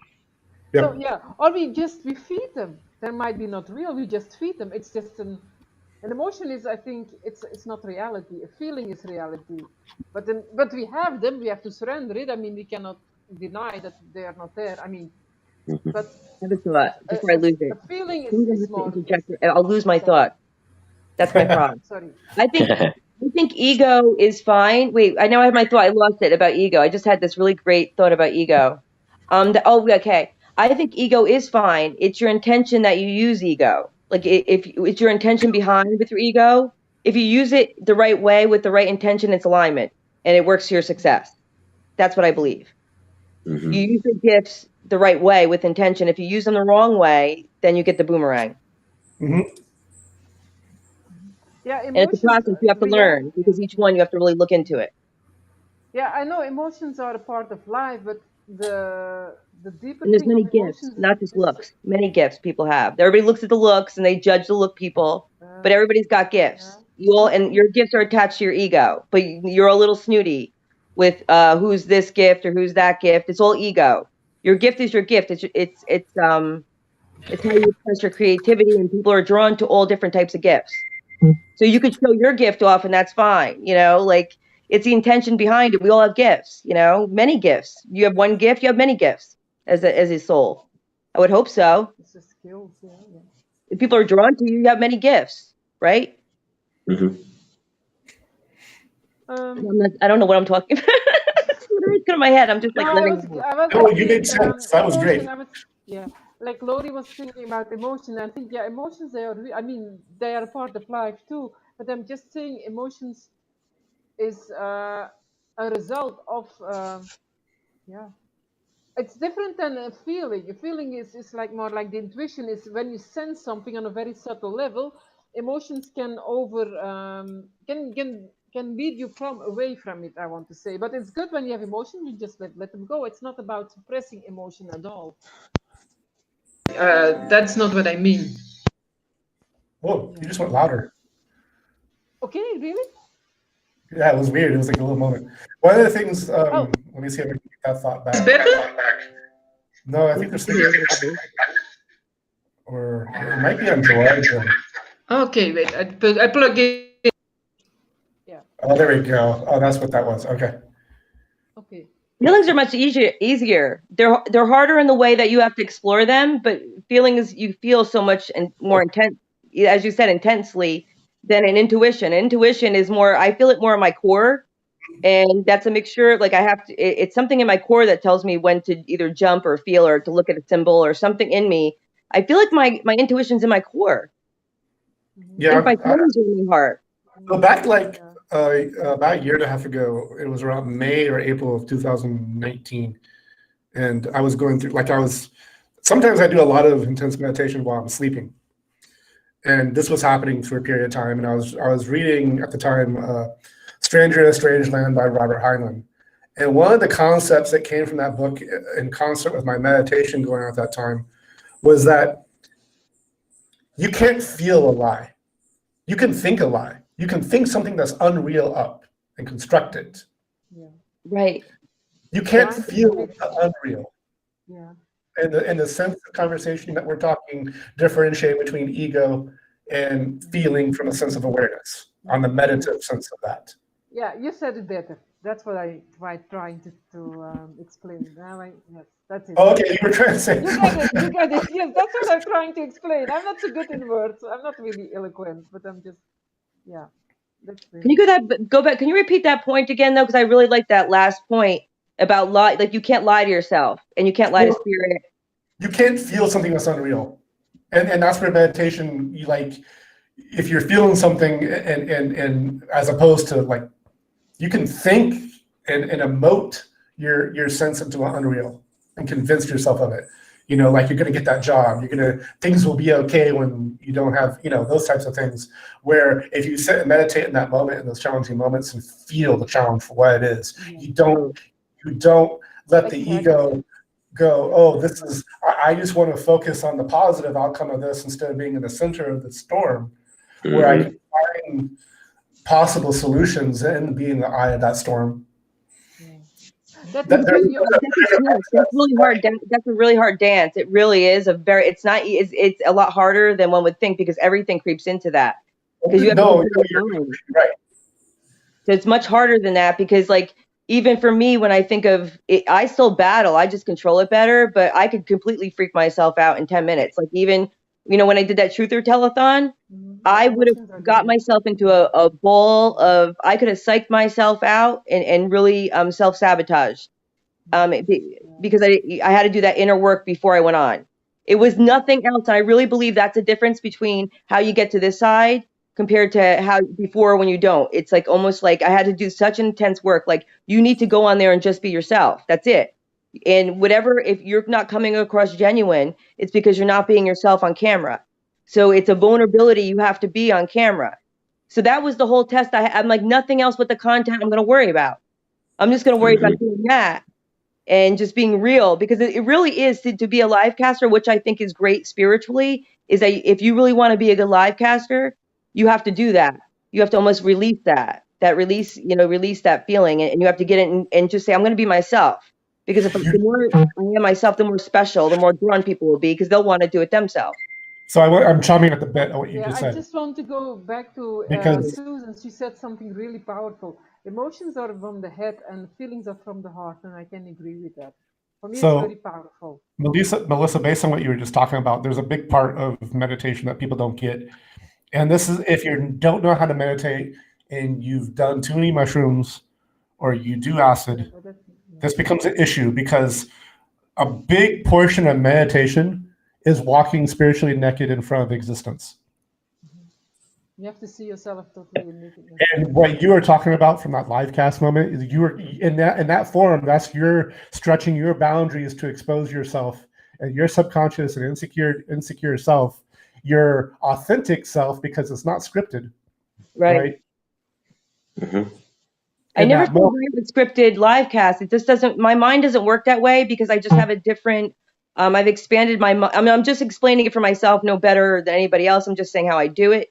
I have to really constantly question my belief system and stretch it like a muscle. So it's hard for me. I can only hold a certain amount of information. I don't have like a photographic memory. So for me to present information on a live cast, everything I study, I can't. I just can't recall it quickly. I have feelings and vibes from things that I study. But the way I thought, I guess for me, the way I thought, just use your knowledge of what you do and just let it out how it's going to. Don't try and make all these bullet points. It doesn't work for me. You can't give me 12 bullet points and tell me to talk about this topic. I might change my mind to what I want to talk about 15 minutes before I go live. Yeah, exactly. I want the creativity in it. That's why most of our classroom teachers are so god awful boring. Right. One of the reasons. Because I won't have creativity if I won't have creativity. I'll come on and be boring. I won't have creativity. My biggest thing about live casting isn't what I look, actually, even though I am concerned about it. It's not. It's that I come on here and I am creative. That's my highest goal. My intent before I come on, my intent before I went on to that Truth or Telethon was to be creative. You know? Yeah, but I think, everybody is creative. I mean, in a different way. It takes work. It takes work to be. It's not a gift. It doesn't come just naturally to be creative. What we're talking about is the meditations connecting us to that place that's creative. Mm-hmm. So I don't just come on like people in like Fox TV or mainstream media just go on and practice their lines. You know, for people I think who are awakened that are doing this art, it's connecting with creativity and expressing it. So it's a whole different concept. It's awakened, entertainment in that way, or whatever I do, whatever you have me talk about, I have to have a connection with creativity. All right, I don't know. I'm talking about today. I cannot explain it, but this is nice though. I never get to say these ideas vocally. I don't. I never even talk. It's all in my head. It's just like in there, like soup. That's because you're comfortable because Jonathan's on.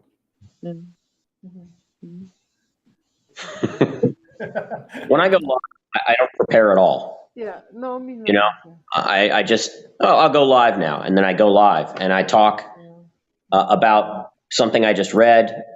And then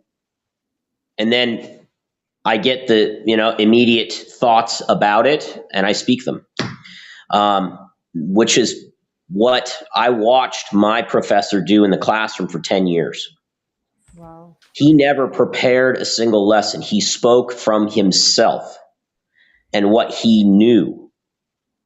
And that is, an ongoing meditation in being now here in the present and not getting lost in the tangle that's all up in here that every one of us have. Yes. The mind. Can I say something real quick? Bex George just posted, my goal is to be honest and thought-provoking. Can I say something? What I like about this whole live cast, and I always look at things in many different perspectives, not just one. What I like about this exchange is he, I don't know if he or she, I'm sorry, I can't tell by she. that she is she's setting an intention right there, and she's writing and she's putting it in a comment, and I'm reading it. It's giving it more power. My goal is to be honest and thought provoking. So now we're putting it out more in the universe. She's actually thinking it, and now she's writing it, and now I'm saying it, and it's reinforcing it. And then maybe maybe one day you'll be on a live cast, and you'll be like, wow, we had this exchange. You know, that's And then once you set your intention, then you do it. right. Then you do it. The universe will give you signs. When the universe gives you signs, you have to do the inner work to be able to take that sign when it comes your way, and you know when to take it. Right. You have to be paying attention. You have to be paying attention. Yeah. But that's what I think is good about what we're doing today too with their style of our live cast, is that people are doing inner work just in these live casts. How great is that? All of them, yeah. I think most of them. Yeah, it's really good. That was a deep thought. That was just expressed. That's great. Evolving. Mm-hmm. That's quiet. Yeah, It's interesting because that's one of my biggest challenges is in dealing with anybody is, I need to be able to kind of have those jazz moments. I need to be in that. If you give me something scripted, I'm terrible. It's just not going to work out. And I know that. For an actor, it's knowing your lines, but knowing them so well that you can be natural at it and pretending to be that character, but also play off of it, right? Meeting the other people on stage as if it was happening for the first time. That is cool. I never acted. Yeah. Acting is a marvelous meditation in presence. Right. Because if you're operating out of, okay, here's my next line and I'm about ready to deliver it, then your facial reactions to what the other person is saying and doing will not be fresh and immediate and in the present as if you were that character living it for the first time. So acting is, study actors, study the great Shakespearean actors, because they've got this down and they know exactly how to be in the moment. It's a really good meditative exercise. That's the art, yeah. So it's funny from an oil painting perspective, or even graphics. I've always used this analogy that I have this impetus on the canvas, and I use the analogy of going, say I'm living in Seattle at the time as an artist, I'm working there, and my goal is to get to San Francisco. The canvas, I have to have a relation. I can't just dictate my will to the canvas in a way. I have to have a conversation with the canvas because it's going to tell me the right way to go, and there's umpteen million ways to get to. I have this feeling that I'm chasing, but I have to let the canvas kind of tell me what it's going to look like. Yes. And I think that's one of the things that people get wound up and wrapped around the axle with manifestation. They get so focused on the Newtonian concept of what they want, right, that they blind themselves for the intention and the desire and what they want, when it's like you're getting in your own way. You're trying to dictate to existence how things should come to you when it knows how to do that at best. Instead, focusing on the feeling, again, back to the feeling, not the emotion of what you want, and let existence tell you what that's going to look like. Because you'll recognize it when you feel it. By alignment, you get what's in alignment. Like, I think the universe grants you things when what you do is in alignment. So I don't ask for specific things. I ask for like whatever is best in my alignment. And this is how I want the world to look like. This is how I want the community to look like. This is how I want me to look like. I don't give it specific. I need this car. I need this house. I need this, that kind of thing. I don't do that. That's not alignment. If heart, mind, and desire is on one line, then you can manifest. Otherwise, it doesn't happen.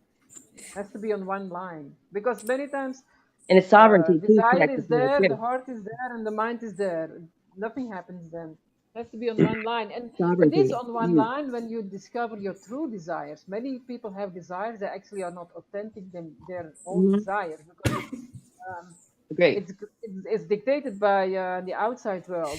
But if you're in line with your true desires, your heart jumps easily in, and your will desire it works immediately. It works immediately. But it's not. I mean, it does not. Yeah, I mean that's what I believe. Otherwise, it's like wishful thinking. Right. Well, that's what The Secret was. The Secret was shit. Like The Secret, they took The Yeah, Secret, and exactly. they abused it. They just they gave it the superficial fluff of it. You know, just put a vision board. That's it. Like enlightenment is, I guess, now you can manifest with a vision board. You just put some things on, and that's it. The most superficial shit you could put up on the vision board, Yeah, like a mansion, like a Gucci bag, and you're going to manifest that way. It's completely self-absorbed. You know, that's not. And you know what the There's Yeah. great thing is? work in that. exactly. They keep on manifesting their narcissism doing that. Right. Oh I mean, God. it's What working. it never worked. Now you're It's working. You've been doing it in 5 years. Where'd you get? You but they're Yeah, just spend all this but money on this pyramid scheme. yeah, but the one who wrote the books, they got a lot of money. They really knew They what did they were well. They doing. did. There's a piece of truth to that though. They had some knowledge. They knew Yeah, they some had some knowledge, but they knowledge. twisted it. They didn't give you enough. They did more harm than good. And they Yeah, made money. Everything they did was wrong. So I don't value these people at all, anything connected to them. They profited from shit. I'd How like to say can you think that? we don't really manifest anything. We tune in. We're just we're like TVs. And I've used this analogy before on live stream. yeah, And Lori's gonna laugh, but in Houston there's channel 11 and channel 13. One was ABC, one was CBS. And back during the days when you go to your grandmother's house and there was a TV on top of another bigger TV and another one, and the bottom TV, if you're really lucky, that was a bar. But with the rabbit ears back in the 70s and 80s, Right. you go to channel 12 sometimes and you'll pick up bits and pieces of 11 and 13. Yeah. I always use this analogy. That's kind of how schizophrenics navigate the world. They can't tune into 11 and 13 like we can, but their reality is still very real. But that's exactly what we're doing when we manifest. We're not bringing anything, creating anything. We're tuning in to already what's out there. yeah. We're tuning in. That's the radio art, signals. tuning in. Yeah, and at the right moment and at the right time. Right moment, right time, and right tuning in. Then Can I share things something? manifest. Can I share something personal with that? With schizophrenia? Well, I had a stalker. Well, not everybody knows I had a stalker. I had a stalker like a couple weeks ago that I was on the Harsh Med show, and my sister-in-law's sister, who's a paranoid schizophrenic, started stalking me again, and like I blocked her already because there's been times that she's called the police, like she's done really crazy shit. Okay, she has a history of doing some crazy shit, but so she found me again, and she started her stuff again, and I didn't want to I had to call her out because I wanted to put it on record if she does something to me in any government agencies at my house, and I wanted to stop. I also feel like I didn't want to, with how the whole family deals with this person is they ignore it, or they say, well, she's mentally ill until she does the most horrible things. I can't even tell you the things that this woman does. And she could be watching now, for God's sake, and I could have her come at me again. But so I'm just gonna. Can we all just breathe a second? Wait, can we just all right. Can we all just take a deep breath, because I feel like she could even be watching. So I just want to make sure that I don't want to feed this louche. So then I'll explain the story. But I'm getting panicked, and I don't want to be in a place of fear. So I'm just gonna. Can we all just take a deep breath? Okay, thanks. I need two.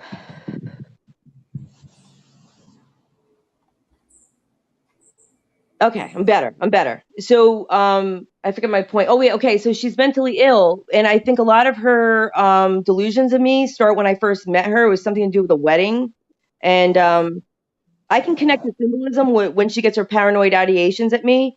But she felt like I wanted her husband. Okay, and I've never wanted her husband. There's no, I was happy for her, whatever. But the delusion came from that. So if you look at if you look at what the static is, he's not appealing to me at all. So I don't think there's any truth in what she's thinking. But you know what I'm saying? Yes. Go on. Yeah. Okay. Go on. No, that's a paranoid.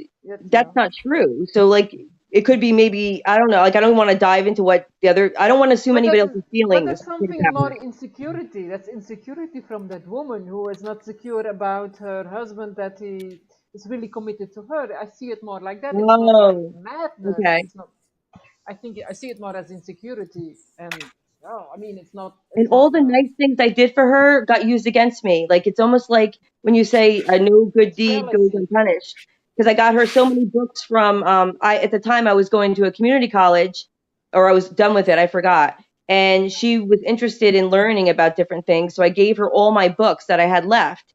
And then when she sent this she sent an email to the same community college saying um that I was embezzling money and bank fraud, bank fraud. I don't even like to set up another profile on here. Like what else? That I was suicidal, that I was having an affair with her husband, like all these horrible things. The cops It's came to my house. paranoia. It's The cops came paranoia. to my house. Yeah, really? And I was Oh my guilty God. until proven innocent. Thank God I knew how to deal with the government because I used to be a psychiatric screener. Certain people would freak out on cops coming to your door just asking you allegation after allegation. They didn't tell me. They wouldn't tell me why they were at the door. But because I was a screener, I knew, I'm like, let's just stay calm. Stay calm. Do not yell at these people. Like you did nothing wrong. You've done nothing wrong. So, they want to look through your computer, let them look through your computer. I was Right. completely calm. Yeah, but that's paranoia. That's a bit crazy, but she's paranoia, insecure, and everything But what they she didn't know feels, that. she The puts cops on you. come, I was guilty until No, proven but some, innocent. yeah, but in some cops, I mean, and maybe not in your country, but some cops are really good in psychology. I mean, yeah, No, they're really, my county, I'm traumatized I was a psychiatric screener, and the way they it was a part of a culture to be very restrictive on individual rights. It was very abusive, to be honest. There were people who definitely needed um to be isolated for their safety and the safety of others, but most of it was just abuse, to be honest. I'm actually traumatized. And I feel guilty in taking part of it. Because it was very much not finding out the truth, like covering and doing the right paperwork and what your boss wants is yeah, like I've had to hold police officers who I didn't believe were suicidal or homicidal in any way, but because they own a gun, I had to hold them for 24 hours. And I almost got written up for insubordination because I wouldn't give them at that time it's called a GAF, Global Assessment of Functioning. I gave the guy a high GAF because I was forced to write certain words like to give him a higher, to try and justify something I didn't believe in. And so I littered it with you have to problems. leave. I You littered have to leave. my psychiatric evaluation with problems. And then I got called in and said that they were going to write me up for insubordination. I'm like, but I'm telling you, I assessed him. You're violating his rights. You're shaming him for something that's not true. He's not a danger to himself. Just because he owns a gun, he's a danger to himself. Like that's how they weaponize the law. Mhm. That happens in society more than once, I think. Now we live in a Certain counties are such really kind of bad. My society, county's no, very, but very bad. yeah, I don't know if it there is. got better. Yeah, we live in a kind of society where everybody suspects everybody, and yeah, that's what the elite does. I mean, the power elite, I would say. But it's used as a They weapon too. basically. We have to look at, for me in New Jersey too, people always rave about, I agree, like we're keeping society safe with these commitment laws, but most of it's really abused, to be honest, now It's that I just abuse. see things It clearly is. as an awakened person. In New Jersey, a lot of these are violations of people's rights. And people like us who I only see it now because it's being used against me as a weapon. I didn't see it when people did it. People have been doing this against each other for years and years, but I never noticed it because it never happened to me. And now that I see, like, no one ever screened me, but my mother threatened to one time, and I'm like, well, let him come. But like now that it is used as a weapon, just like DCMP, like calling CPS on people is a weapon. So a lot of these regulations and agencies they use that are supposed to keep you safe do the opposite. They take away your rights.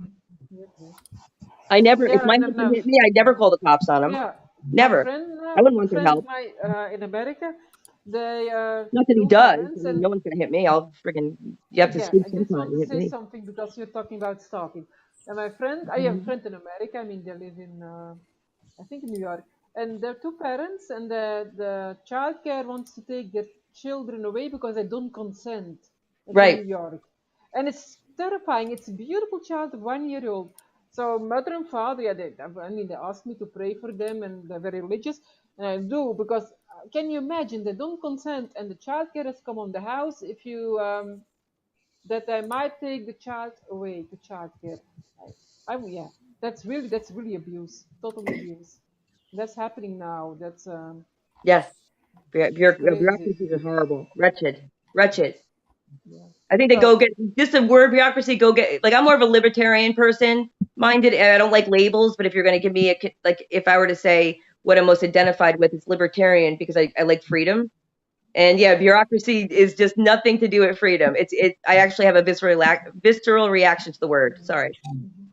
Yeah, but that is from people around that they tell. I mean, it's like I don't know. Triggers. But stalking, yes, Gerard said stalking, don't give stalkers energy. But I know someone, yeah, you have no idea. She was like madly in love with someone. She chased that guy all over the world. Oh, poor guy. No, that's always a nightmare. That never ends well. Really, literally. Now, but she's now According to totally now they're bankrupt. like living by themselves and they're married or Yeah. something. You never do that. But Sorry, she go can't ahead. do it. No, she can't do it anymore, but she's totally bankrupt. So I mean, Of course, yeah, saw that coming. No, but that's crazy. How can you be so like Because that? you Oh took my away your God. sovereignty. You're chasing somebody. What are you, insane? You're I never think, going to win with that. I think you're hanging onto the ego so tightly that you're not going to accept life that doesn't follow your script. Yes. Which it just sets you up for constant disappointment. Yeah. It's not to me. It's like a different way of thinking. It's not that you don't want. It's not that I don't want with people who are thinking that line of thought. We all want that thought. Like we all want that in our own way, but you can't manifest it in a way of dependence. So when you're saying I'm going to chase somebody all around the world, that's not sovereignty. You want alignment. I would want that when I'm ready. When you're ready, when you're at a certain place where you earned it, when you went through your process, it may appear. And even if it doesn't appear in your whole life, you're fine. Because you can't, it's still external. Come on, just it's kind of I know, scary. I'm going deep, that's why. Imagine someone does that to you. How would you feel? Scary. Well, it'd be flattering, but I probably not respect them, to be honest. Yeah, but To be honest, it's not only not flattering. like, dude, what are you doing? You're following me around? Yeah.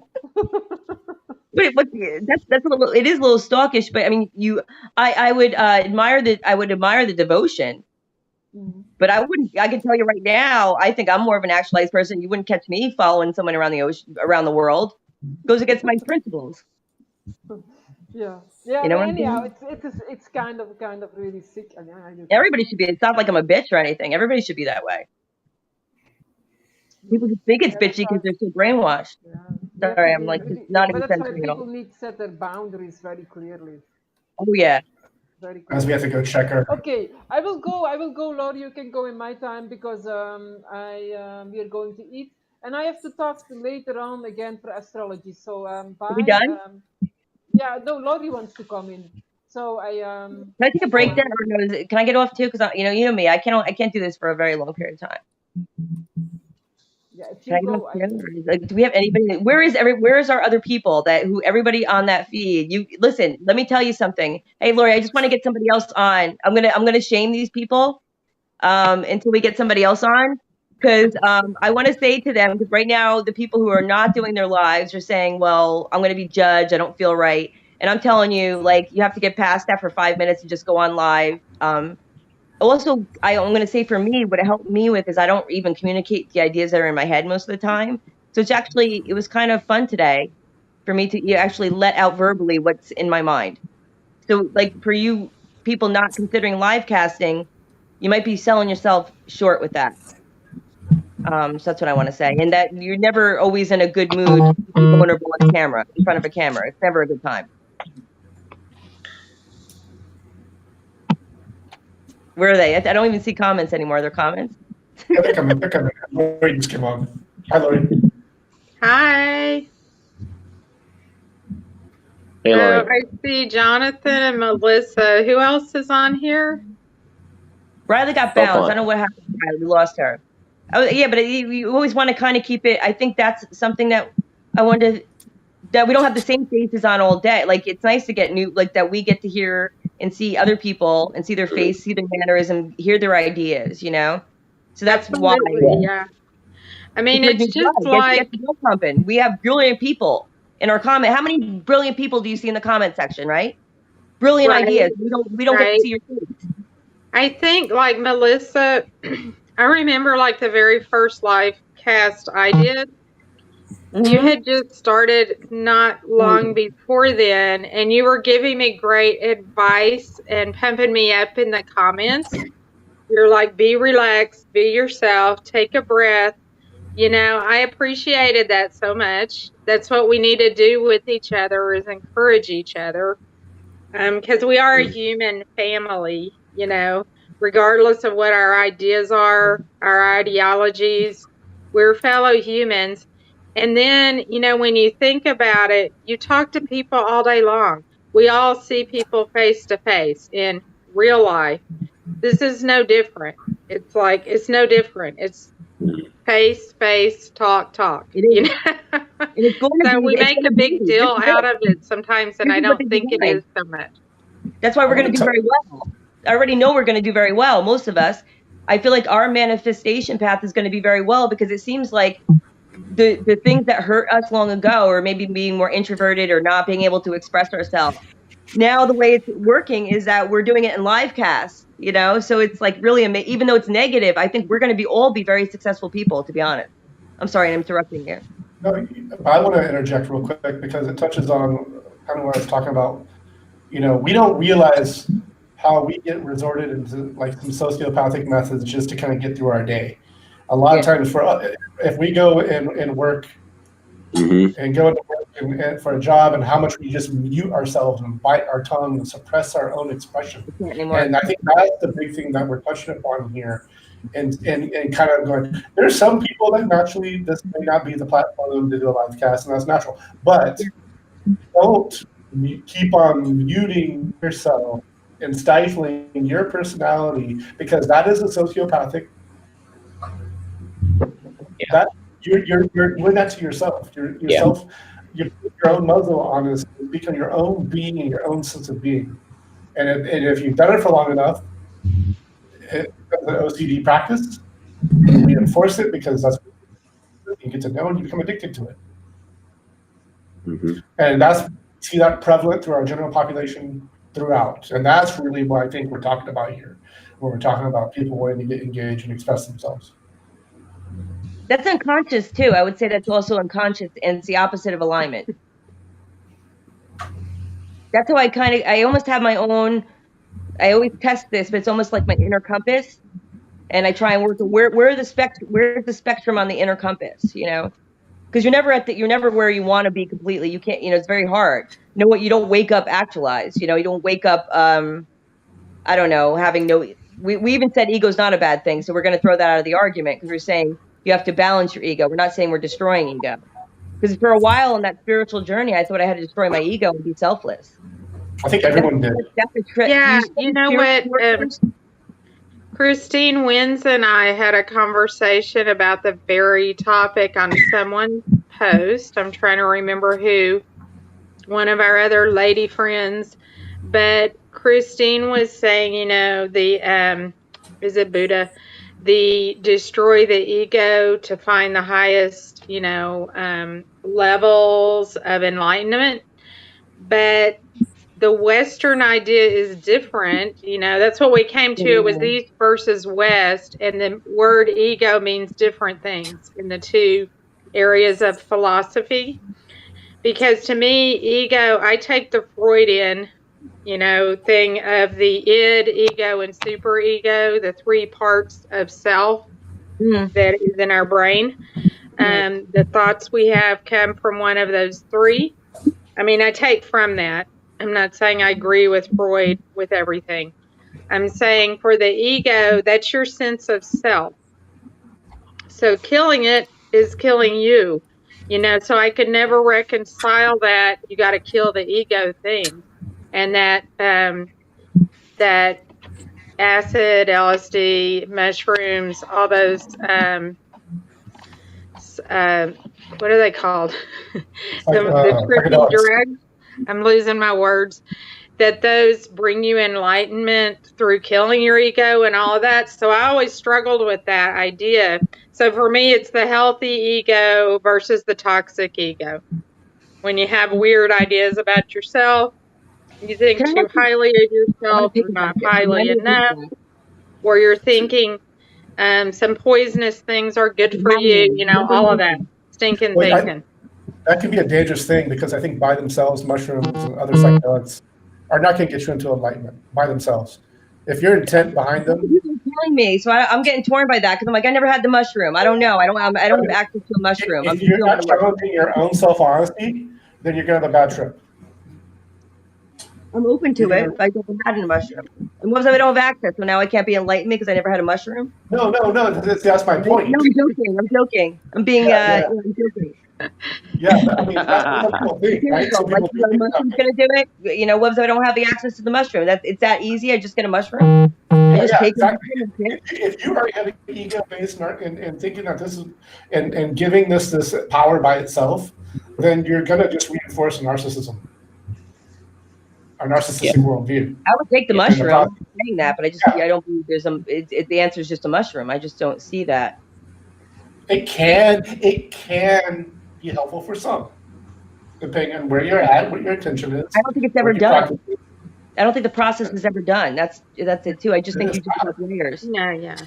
It goes back to what works for some people doesn't work for other people, but it goes also. I mean, it goes hand in hand with your intention or lack thereof. What about, okay, so how does that relate to, can you connect that with the tarot card Hangman? Because I was very obsessed with Hangman for a while. Does that discount ego?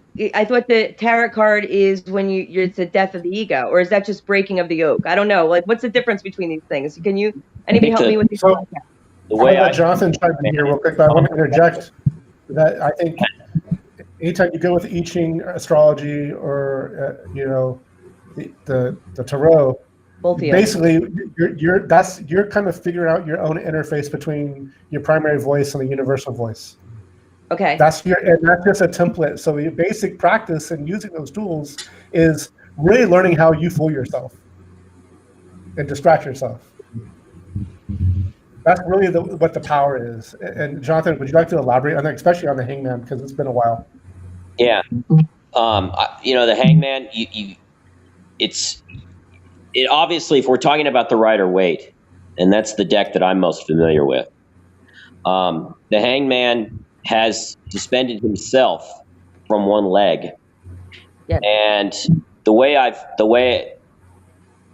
always understood that card is that's the card of conscious suffering. When we allow ourselves, or rather when we get ourselves out of the way and allow the universe to show us things. The figure has his head illumined even though he's upside down. It's being stuck, but it's also seeing. It's a card about seeing. It's a card about inverting your self-consciousness by making yourself uncomfortable on purpose in order to see. Oh, good then. Okay, because I do that. That's the way that I've seen the Hanged Man for years, actually. So, what is the relevance to 9/11 then? I know this is really, I'm jumping crazy on this, but I love symbolism. We saw a hangman in the pictures in 9/11, the guy jumping from the building. He was upside down. I wonder how they got that picture and how that happened, but that's symbolism. That's hangman. They use it for dark reasons too. What is the occult? What could be? We're not saying for sure. We're not mind readers in that way yet. But what could be the symbolic message? Because it was a symbolic message to people like us. To be honest, that's what I think. Or it's a sign to each other and to us because we're awakened. Because we're using esoteric. I'm sorry, Jonathan. Go ahead. No, keep going. No, I want to know what you think, or anybody else here, or maybe in the comment section, you could think of what was the symbolic meaning to us. And I do include us because they include anybody who can read the symbology. And I saw that, and I saw, well, that's Hangman. How many of us knew we saw that and we said that's Hangman? Well, most of us all know that's Hangman. That's an occult symbol used for light and dark. So to me, I don't know what that means because I know what it means in light. Like how you just defined hangman was what an actualized person would do in light. Now we know it's also used for dark. So what would be the dark of that symbol? I see what you're saying. What would be the dark use the symbology interpretation. in it. The symbology Yeah. in it. The message. What's the dark message? Well, I don't that's a know. good I question. don't know. I think it depends. You know, the tarot and the I Ching depend on the timing and the situation that the querent or the asker is in at the time. And so it's hard to separate Okay. the cards. We can make a general interpretation, kind of like what I just did, but it's difficult to separate it from the situation and the timing of the querent and the time that they ask the question and what the subject of the question is and what the question is itself. If that makes sense. You know, it's you can't really separate it from your own consciousness and the time that you ask the question. Yeah, because when we say psychically, you know, and I think now, and I think this is how you can tell whether you're really an intuitive person and somebody isn't. You know, because you can have these kind of conversations, you understand, at least you try to understand what the other person means. Somebody Right. who is not intuitive will not understand this at all, and they can't even play ball. So I think Right. that's what like I would never be confident enough to talk this unless I already experienced it. You know, experience Yeah. intuitive psychic. You know, I don't like to use psychic anymore because everybody gets all And I freaked out. definitely think that every card has positive and negative Right. pole. Definitely.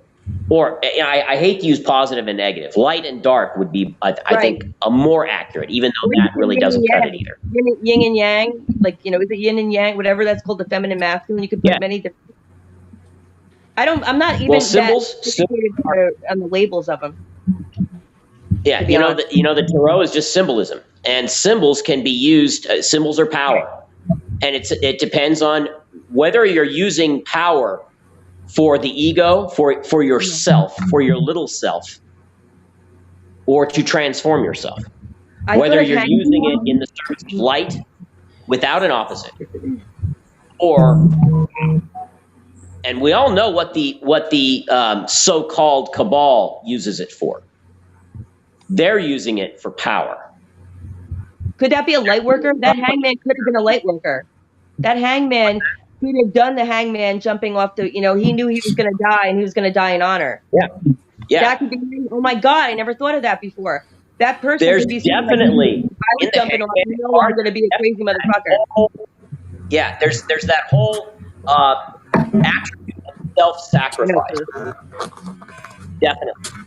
And I think that guy that jumped from, I think it was the North Tower. I don't know which one. I got to find that out. But picture when we say that your time is going to come, we all have been processing and doing it bravely and facing it in courage and not in fear.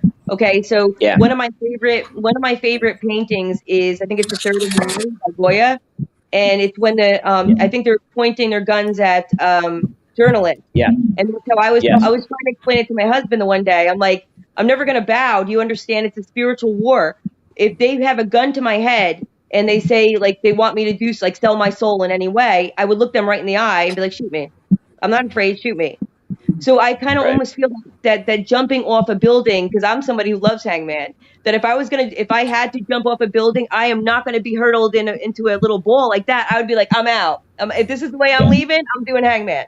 You know, right? Yeah. That could have been a spiritual. You never know. That could have been a spiritual person. You know, like a light worker. That's V for Vendetta when Evie makes the decision. No, go ahead, take me out behind the chemical sheds and shoot me. I'm not going to yield myself to you. Right. Yeah. And go ahead. She had lost her fear, and her fear was death, physical death, and she lost it. Didn't have any more power over her. Yeah, and we should live our whole lives not fearing death, because it's very inhibitory. It you know, you're scared of death, so you're scared of growing older, you're scared of becoming sick. These things happen. Right. These things happen to all of us. Well, that's so embracing it as that's a how they heard that's how they heard the herd around. Right. So just embracing it for yourself. Like, I've already lived 60 years, y'all. I know most of my life is over, And a large part of me says, oh, thank God, I don't have to go through that again, you know? But I enjoy who I am right now. Yeah. I enjoy what I do today. I'm going to smile until I can't smile anymore, you know? And I'll be the one, if they've got a gun at my head, I'll probably piss my pants and crap them. But I'm not going to be afraid. You know what I mean? My physical body might be afraid, but my spirit won't be, if that makes sense. Your value is not the skin suit. You value the skin suit, but the skin suit is not all of you. So when it's time to check out, I have enough value in my life that I would only do it under the right circumstances. I'm definitely in here to.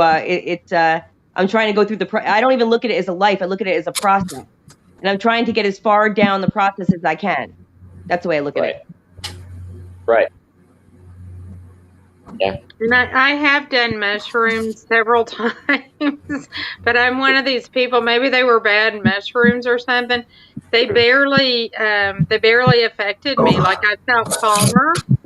I had more serotonin, and that's what they do. That's what the microdosing is about, the happy chemicals, the calming chemicals in your brain. But I did not have I had very mild, maybe some visual hallucinations, like something looked like it moved over there.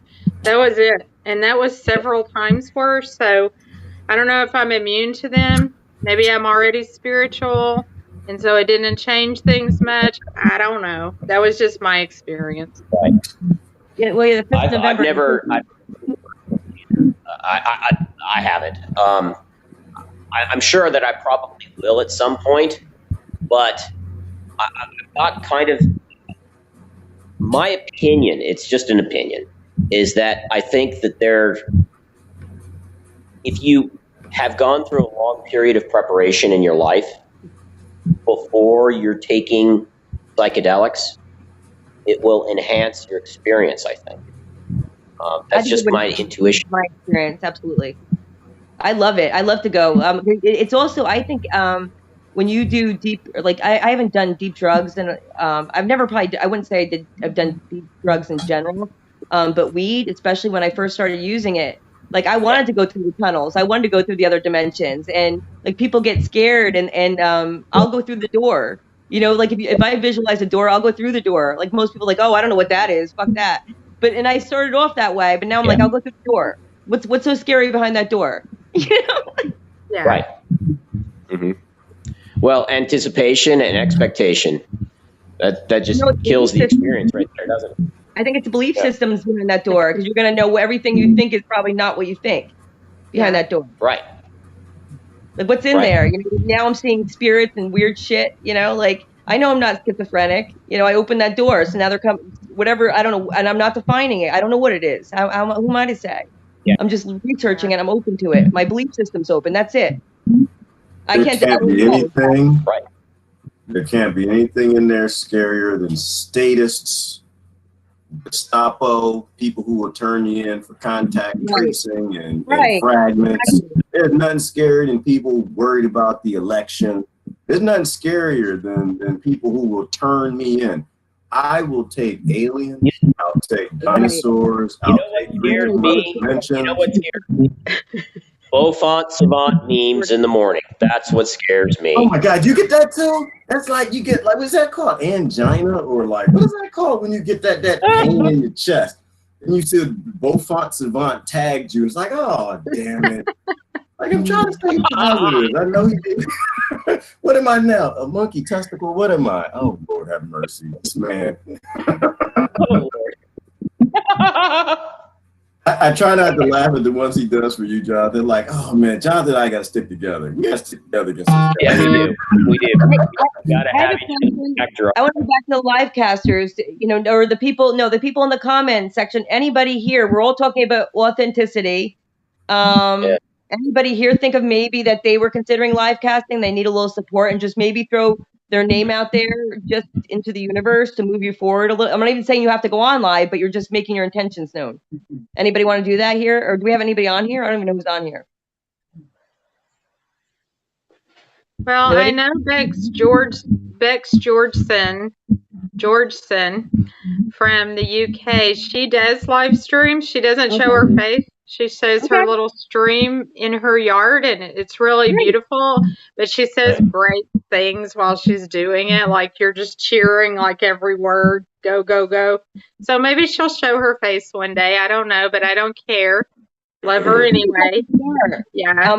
That's a sort like for people, it is a hard, this isn't an easy process. And I'm not like saying to you, like your feelings are normal, what you're feeling like coming behind to the side. Your feelings are completely normal.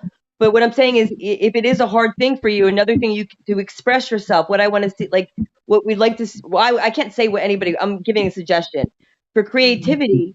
Even just show where you live, show people a little side of yourself if you're not ready to go in front of the camera. You can talk and again, you don't have to go in front of the camera. What are your options? Think outside the box. You might just be somebody who wants to talk. You want to do more of a radio perspective. It's not a comfort level for people to see you. It's not how you feel your creative outlet is. There's no wrong or right creative outlet. I'm just feeling I'm just trying to push you. If it is something for you in the back of your mind that you want to be a live caster, that's what I want. Not, some of you might feel like that is not even on. I want my voice heard. I want my ideas heard, but I don't want to be in front of the camera. Think of what you want. There's also audio live option in Facebook. I've done that several times, like for reading. And that way, if people see the description and they're like, I don't want to hear her read Edgar Allan Poe or the Bible or freaking whatever philosopher it is, that's fine. You scroll on by, but then a few people do. So, know, it's just, it's there if you want it. I enjoy. Has arrived. I enjoy doing my live cast just for me, and then if one or two people or 50 people watch it, it's not a numbers game for me. I'm not, this isn't, Hollywood, and we're not stars and that kind of crap. We're just people talking. Are we off? I don't know. I can hear you. I can hear you. We can hear each other, but not see each other. Says host is not online. Gerard. If we could all hear each other, we could talk. Can someone comment if they hear us, and that's fine. What I want to say to that though, like for me, I understand my focus isn't the viewership. However, I recognize that I have to be open to the opportunity, like that if I want this to be my alignment and I want to be an individual sovereign, that means like financially and being able to be a woman that's an individual sovereign. I am going to make decisions where I'm going to get to my alignment in a way that has ethics and done in a conscious way, not ego based or not solely based. Money is, I think sometimes as people, we just think money is all bad, but like if I want to be a sovereign, I need to be able to provide for myself. That's part of being a sovereign. I'm not going to be ashamed of that, but I want to do it with a way that has good intention, and it is conscious. That's, I guess, we all make those decisions. You can't make, if you try to make something somebody else, that's free will, Yeah. And I'm not even saying whether what you're saying is right or wrong. It could be right? What you're saying could be 100% right, but for us, it's free will back and forth. And I guess, and then I'm connecting it back to people who get on my nerves, like the mask people. I want to impose, like, stop wearing the mask. So I'm getting that free will thing on them. So now I'm having all right, I'm all over the place. Sorry. All over bouncing. It's their choice to sleep. Okay. That's their choice, Right. And it's, if I impede on their free will, what's to stop them from impeding on mine? Right. That's it. But I mean, impeding on someone's free will, I don't think you've ever done that in your life, probably, Jonathan. No, like I hope not. Grabbed someone and been like, you're going to stop doing this now. I'm forcing you. I can't see you doing that. That kind of thing. Yeah, no, definitely not. So just speaking your mind about something isn't impeding on someone else's free will. No, they still have their free will. Yeah.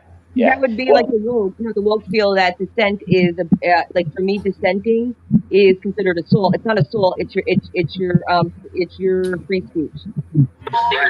Otherwise the Buddha or Socrates or Lao Tzu or Jesus would have never said anything at all because, well, I can't say anything because I'm impeding on someone else's free will. Right. That's ridiculous. No, that's the opposite of freedom. I get that. I do see that point. It's the opposite of freedom. Yeah. Because even if someone says something absolutely repulsive, I have to defend their right to say it. And that's how also you prevent violence. Because if people can express what they're feeling, society can look at it and be like, wow, that's nuts. And then take it in, not take it in. And that person can diffuse. Sorry. Yeah. Yeah, and it's very interesting, regardless, even if sometimes we get upset or let our emotions in, when it'd be a better idea not to, because those emotions change almost immediately. They go away. But it's so interesting to see different people's viewpoints. It's like reading a book. It's like watching a movie or something. It's an interesting journey. But it does seem like what our memes are doing are thought-provoking to each other, and that, really when you see a meme and you feel emotionally triggered, I don't think it's targeted towards, I think we all have to take it in our own way with our own symbolism and find meaning in it in our own way. So instead of being like, that's a verbal attack, this is attack, this person's healing and they're saying what they need to say. And it's not a direct assault against you. They're telling their truth and how they feel. So, I can do, and I'm saying this now. It's very hard for me to do. I'm not lying to you, but I'm looking at my creativity now, and I'm just spouting it out. Am I going to process it all the time? No, absolutely not. Will I? I'm vicious. When I do the fairy tales, I love it when people actually comment about how they see the fairy tales. Yes. And I want to try and encourage people to do more of that kind of thing, because that's not how I saw it, but that is a really interesting way of interpreting that. And when there is two-way communication, then everyone benefits. Right. Everyone is stimulated, Yeah. Yeah. So, the feedback that we get as a live caster is really important. It really is. Yeah. Like, what is great about your live cast, Jonathan, is you talk on what you know. You talk on what you've studied for decades. Right. And what you've taught. And so you talk on what you've lived, in a sense, and that's the philosophy, the higher thought of these various Shakespearean plays, philosophers, etc., that you do. So you have a great platform to stand on there, and then you love hearing how these things affect other people and their ideas too. So it's very organic. It's so cool. Y'all all go watch Jonathan Close if you haven't ever. You get a free college course, but better because it's not state controlled. It's coming right out of his head. Well, I also think that this kind of format is in the long term is going to be the future of education.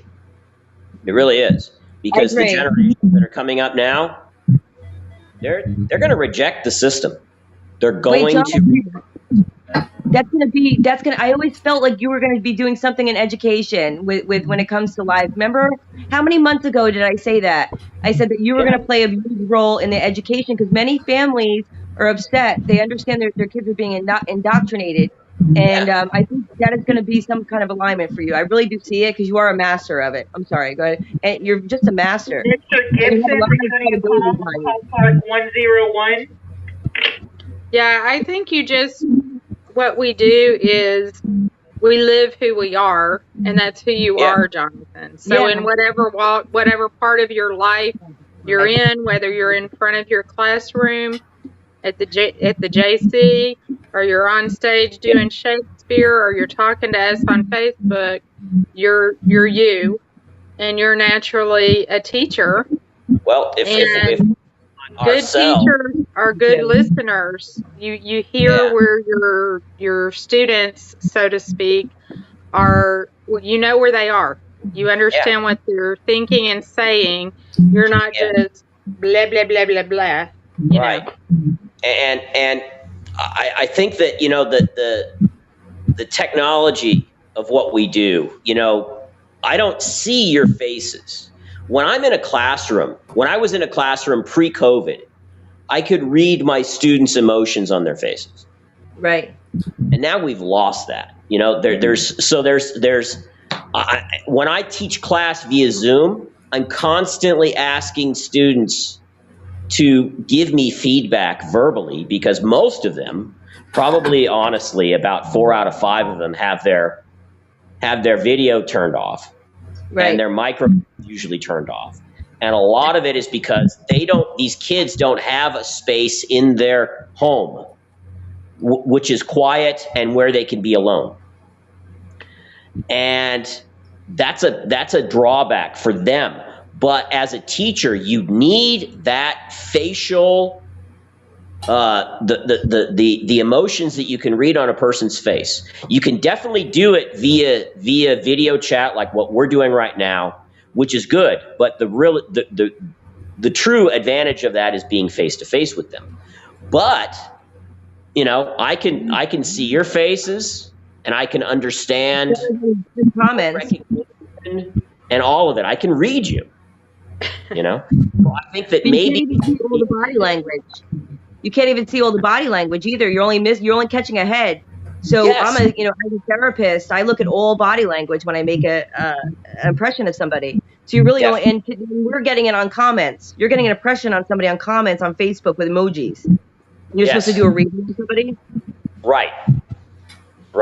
Yeah, it helps that a lot of us have known each other on Facebook for 4 years, for years, literally. How old you mean? So there's a core group of people that we already know what someone's going to say before they say it, kind of thing, because we've been around and seen them. So that helps with the understanding and the lack of misunderstanding, I think. Yes. Yeah, definitely. And by now, for those of us that are still around each other, we've learned how to, read each other and how to avoid stupid shit. Yes. Yeah. Where you get to know it's time to grow up. You know what I mean? It's time to, because those of us that are keeping one eye on our ego, since we are talking about that, it's much easier for us to just do a wide turn around someone, and just keep scrolling on by. When we are coming face to face with someone that does not see eye to eye with us, or does not see something the way we see it. Does that make sense? You scroll by? You guys scroll by? You scroll by? You say, "Oh, look at! I hate to hit my head. I like the whole way I was looking the other way." Sorry. No. Will you scroll by that comment? Is that what you're saying? You scroll by the comment? Scroll on by? No, that's not none of the time. Sometimes we have to engage with someone. Yeah. Especially if they really are saying something that's inaccurate, and that we know the truth. Then but that really tricky. How do you proceed with doing someone? How do you proceed correcting someone without either getting entangled in your own ego, which is a big problem, I'm not there yet, or helping them to see it for themselves? Because if you just try the frontal approach, you're going to be met with their machine guns. Yeah, I do see that behind them. And then realizing, and I'm horrible at this. It's something I'm learning. I'm doing. I'm never going to tell you I'm evolved or anything like that, or I'm enlightened. I'm another person, and I'm helping myself. But when you get to the point where you can realize this is not beneficial, we're down to the point of calling each other names or bullshit. This is not going to help anyone. They're not going to learn something. I'm not going to learn something. Walk away, scroll on by. Definitely. But I also think that all disagreements, we can use that term loosely, can be used as a process too. They're not always in Yes. Yeah. Opportunities. I agree. Yeah, and like say yesterday, Christine Wins and I, right here on Gerard's show, we were having a little argument back and forth, but we would never hate each other. We would never call each other names. I love her, and I know she loves me. So we can do that. You can have adult discussions when people are both behaving adult. Right. You know, adult-like. Also, you also get to get good at knowing. You know, it's a question of psychological maturity. Am I here? I keep hearing Gerard and Jonathan talking at the same time. Can you hear Gerard, Jonathan? No, is Dad talking? I'll be right back. You can't hear nor see him? Where's Gerard? I can hear you, Gerard. You can hear him? Oh, good. You can't see me. Good, because I can't see you. Oh, okay. Let me he go. He must be playing some shenanigans on us. He's deeper in the cave.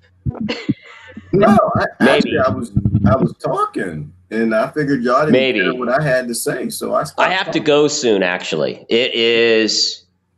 Damn, it's 11 o'clock my time. Yeah, I do have to go soon. So this has been great. This has been a fantastic conversation, and I think really beneficial for everyone. Can you see me? Yeah. Yeah. It's healing. Yeah, it is. It really is. It really is. Can you hear me? Can you hear me? All right. Can you see me? I'm gonna sign off. Okay. I got a plum tree to put in the ground today and papers to grade. So when are you coming back on live stream? Do you think? I usually take Fridays off because I like to enjoy just sitting around and watching Christine and Susan do their astrology thing. Yeah. So I like just to chill and comment and make jokes and things like that. So, but I'll probably if I'm not too busy tomorrow, I'll be back on tomorrow. I might even get the Republic done this weekend because there's only 2.5 more books to go. So, yeah. Awesome. Okay.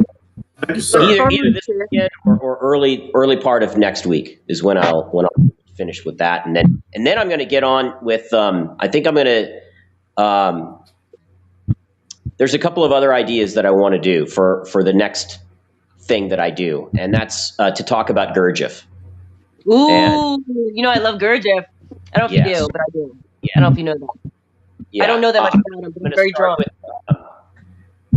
I'll have to decide which of his books I want to start with and to talk about it. I'm not sure if I'm going to read it word for word like I have done with the Republic. I may, but I'll have to make up my mind about that. I'll probably do that again. Yeah. That sounds great. Nice. Look forward to it. Yeah. Me too. Yeah, we love to know.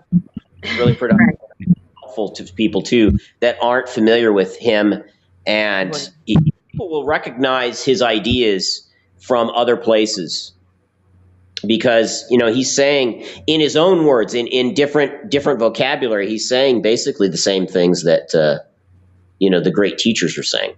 So, yeah.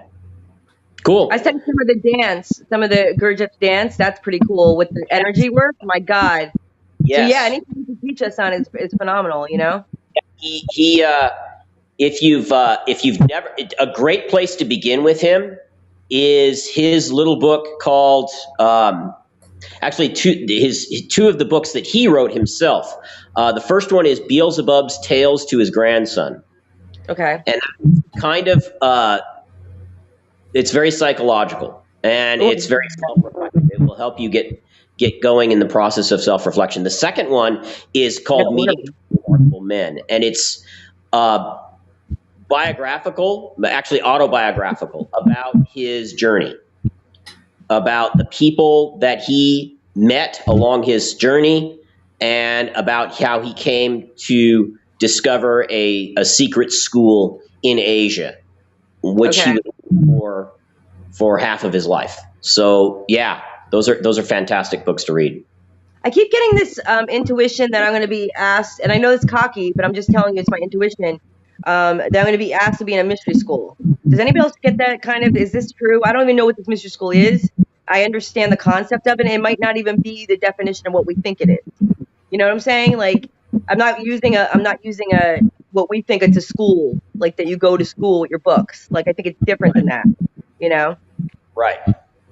I think that's even like limited when you just say, "Oh, I'm going to be asked. Someone's going to come to my door and be like, you're going to join the mystery school? We have it down the block in Fairview. Come on Tuesday. We serve coffee." And cookies.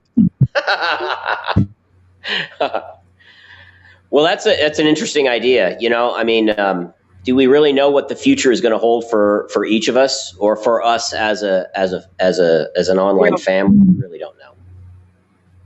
We really don't know. No. Yeah. No. I just see a specialty with every person that I kind of see in their own way, and I see them kind of going on their own path. No, I don't even say the path is disconnected. I'm just saying that I see what there's days ago, how each and every one of us has a different skill set, right? And we bring all of these different skills to the table. You know, that's a really incredible thing. Isn't it amazing? It's amazing. It really is. And I think it's this energy, which I would be very upset not to have. Yeah. The whole chunk of my intuition that I'm not using, because a lot of my intuition is almost like a feedback from something else that someone started. I kind of did it, and then I put it out, and then somebody took it and went with it. And all different, like maybe one concept, and applied it to all those specialties. It's weird. I can't explain. Yeah. We should list our skills somewhere. All right, I'm gonna go get my work done. I've been on. This is good for me. Yeah. Nobody can hear we got to get Gerard to do these panels again. But this was good. This is great. I feel like I'm not even here. I feel like people don't even I can see hear me. you. I don't think Jonathan can. Bye, Jonathan. What's he saying? Invisible Negro. Messages from Jonathan Supremacy is cloud supremacy. Bye, everyone. Privilege. See y'all later. I'll see you later. Love you all. Love you too. Bye. Man, that's just rude. That's just rude. He's just talking all over me. I'm trying to talk. Did you see that, Lori? I did. I was trying to talk, and he was just talking all over me. What does he think? He's a professor or something? Yeah. So there you go. That's that. No, I guess it was weird. I was making lunch and I did something stupid, which is what always happens to me. I always do stupid stuff and great things happen and I learn from them. I blew a circuit, so Wi-Fi went off. I had to go downstairs and fix it in the basement, and then came back up. And he couldn't see me. I guess you could, or someone could hear me, or something. I don't know. So then I got my lunch. I'm drinking pad thai. Okay, I still can't see you, but I can hear you. You still can't see me? What the fudge sickle iced tea? Hang on. When Beaufont was on here, I couldn't see him either. I could only see Jonathan and Melissa, but I could hear him. So what do you see for me? A black screen, and that's not a race joke. Racism. All I see is myself at the bottom of the screen in a red box and people's comments. Jeannie Owen is up right now, and that's all I see. That's crazy. All right, well, it's broke. It's messed up. So when I went out and came back in, it screwed everything up. I had to make lunch. I had to make breakfast, actually. So you can't see me, and it's probably a good thing that nobody else can see me. Or no, they can see me. They see me. You don't see me. I'm drinking my lunch. I was drinking noodles. People were making jokes and stuff. But the cool thing, like what you said, and I'm gonna let you go. I gotta go because I got slavery too. Is that we get to know each other. And that's the awesome thing. And it's just like, you know what? I'm allowed to have a bad day. Now I can go through something, and people kind of know my moods. They know that, my demeanor, and they know if I'm off a certain day, and they know not to judge me on my off day. They know just let me have my day, and they know that I'll be back to being me tomorrow. And so that's the cool thing about this online. They know that I'm a little weird, a little silly. Sometimes I will put some pad thai in the damn cup and drink it because I don't have a fork, a spoon, a plate to put it on. And they'll let you just do that. That's the cool thing. We are becoming a family. I think people are really starting to merge, and getting to know each other, know what buttons to push, know what buttons not to push, to know what some people have gone through, and maybe we're not being as sensitive we should be, and it can trigger people and all that great stuff. And so I love it. I just see everyone who's like growing closer to being together, and I think we're kind of merging how we should. Yeah, that's nice. So, I agree. do you have a Always- closing out statement for us for going into the weekend from a ridiculous Susie, you have a call 101. Susie, you have a call 101. This phone over here, they're so loud. I jump out of my seat every time they do the paging thing. I just want to say, be happy. That's my my catchphrase. Be happy. It is a choice. It is a choice, and sometimes, you know, you can find happiness in the strangest places. When you're really sad, you can still find it. So do it. You can do it. And, you know, just love yourself. And sometimes it's not easy. It's not an easy job to take on, to love yourself. But the more you do it, the more you can love other people in a real way. So Absolutely. Thank you, Gerard. You are lovely. You're welcome. Thank you so much. I'm not as lovely as you, but I certainly appreciate you taking time out your day to kind of talk to us a little bit.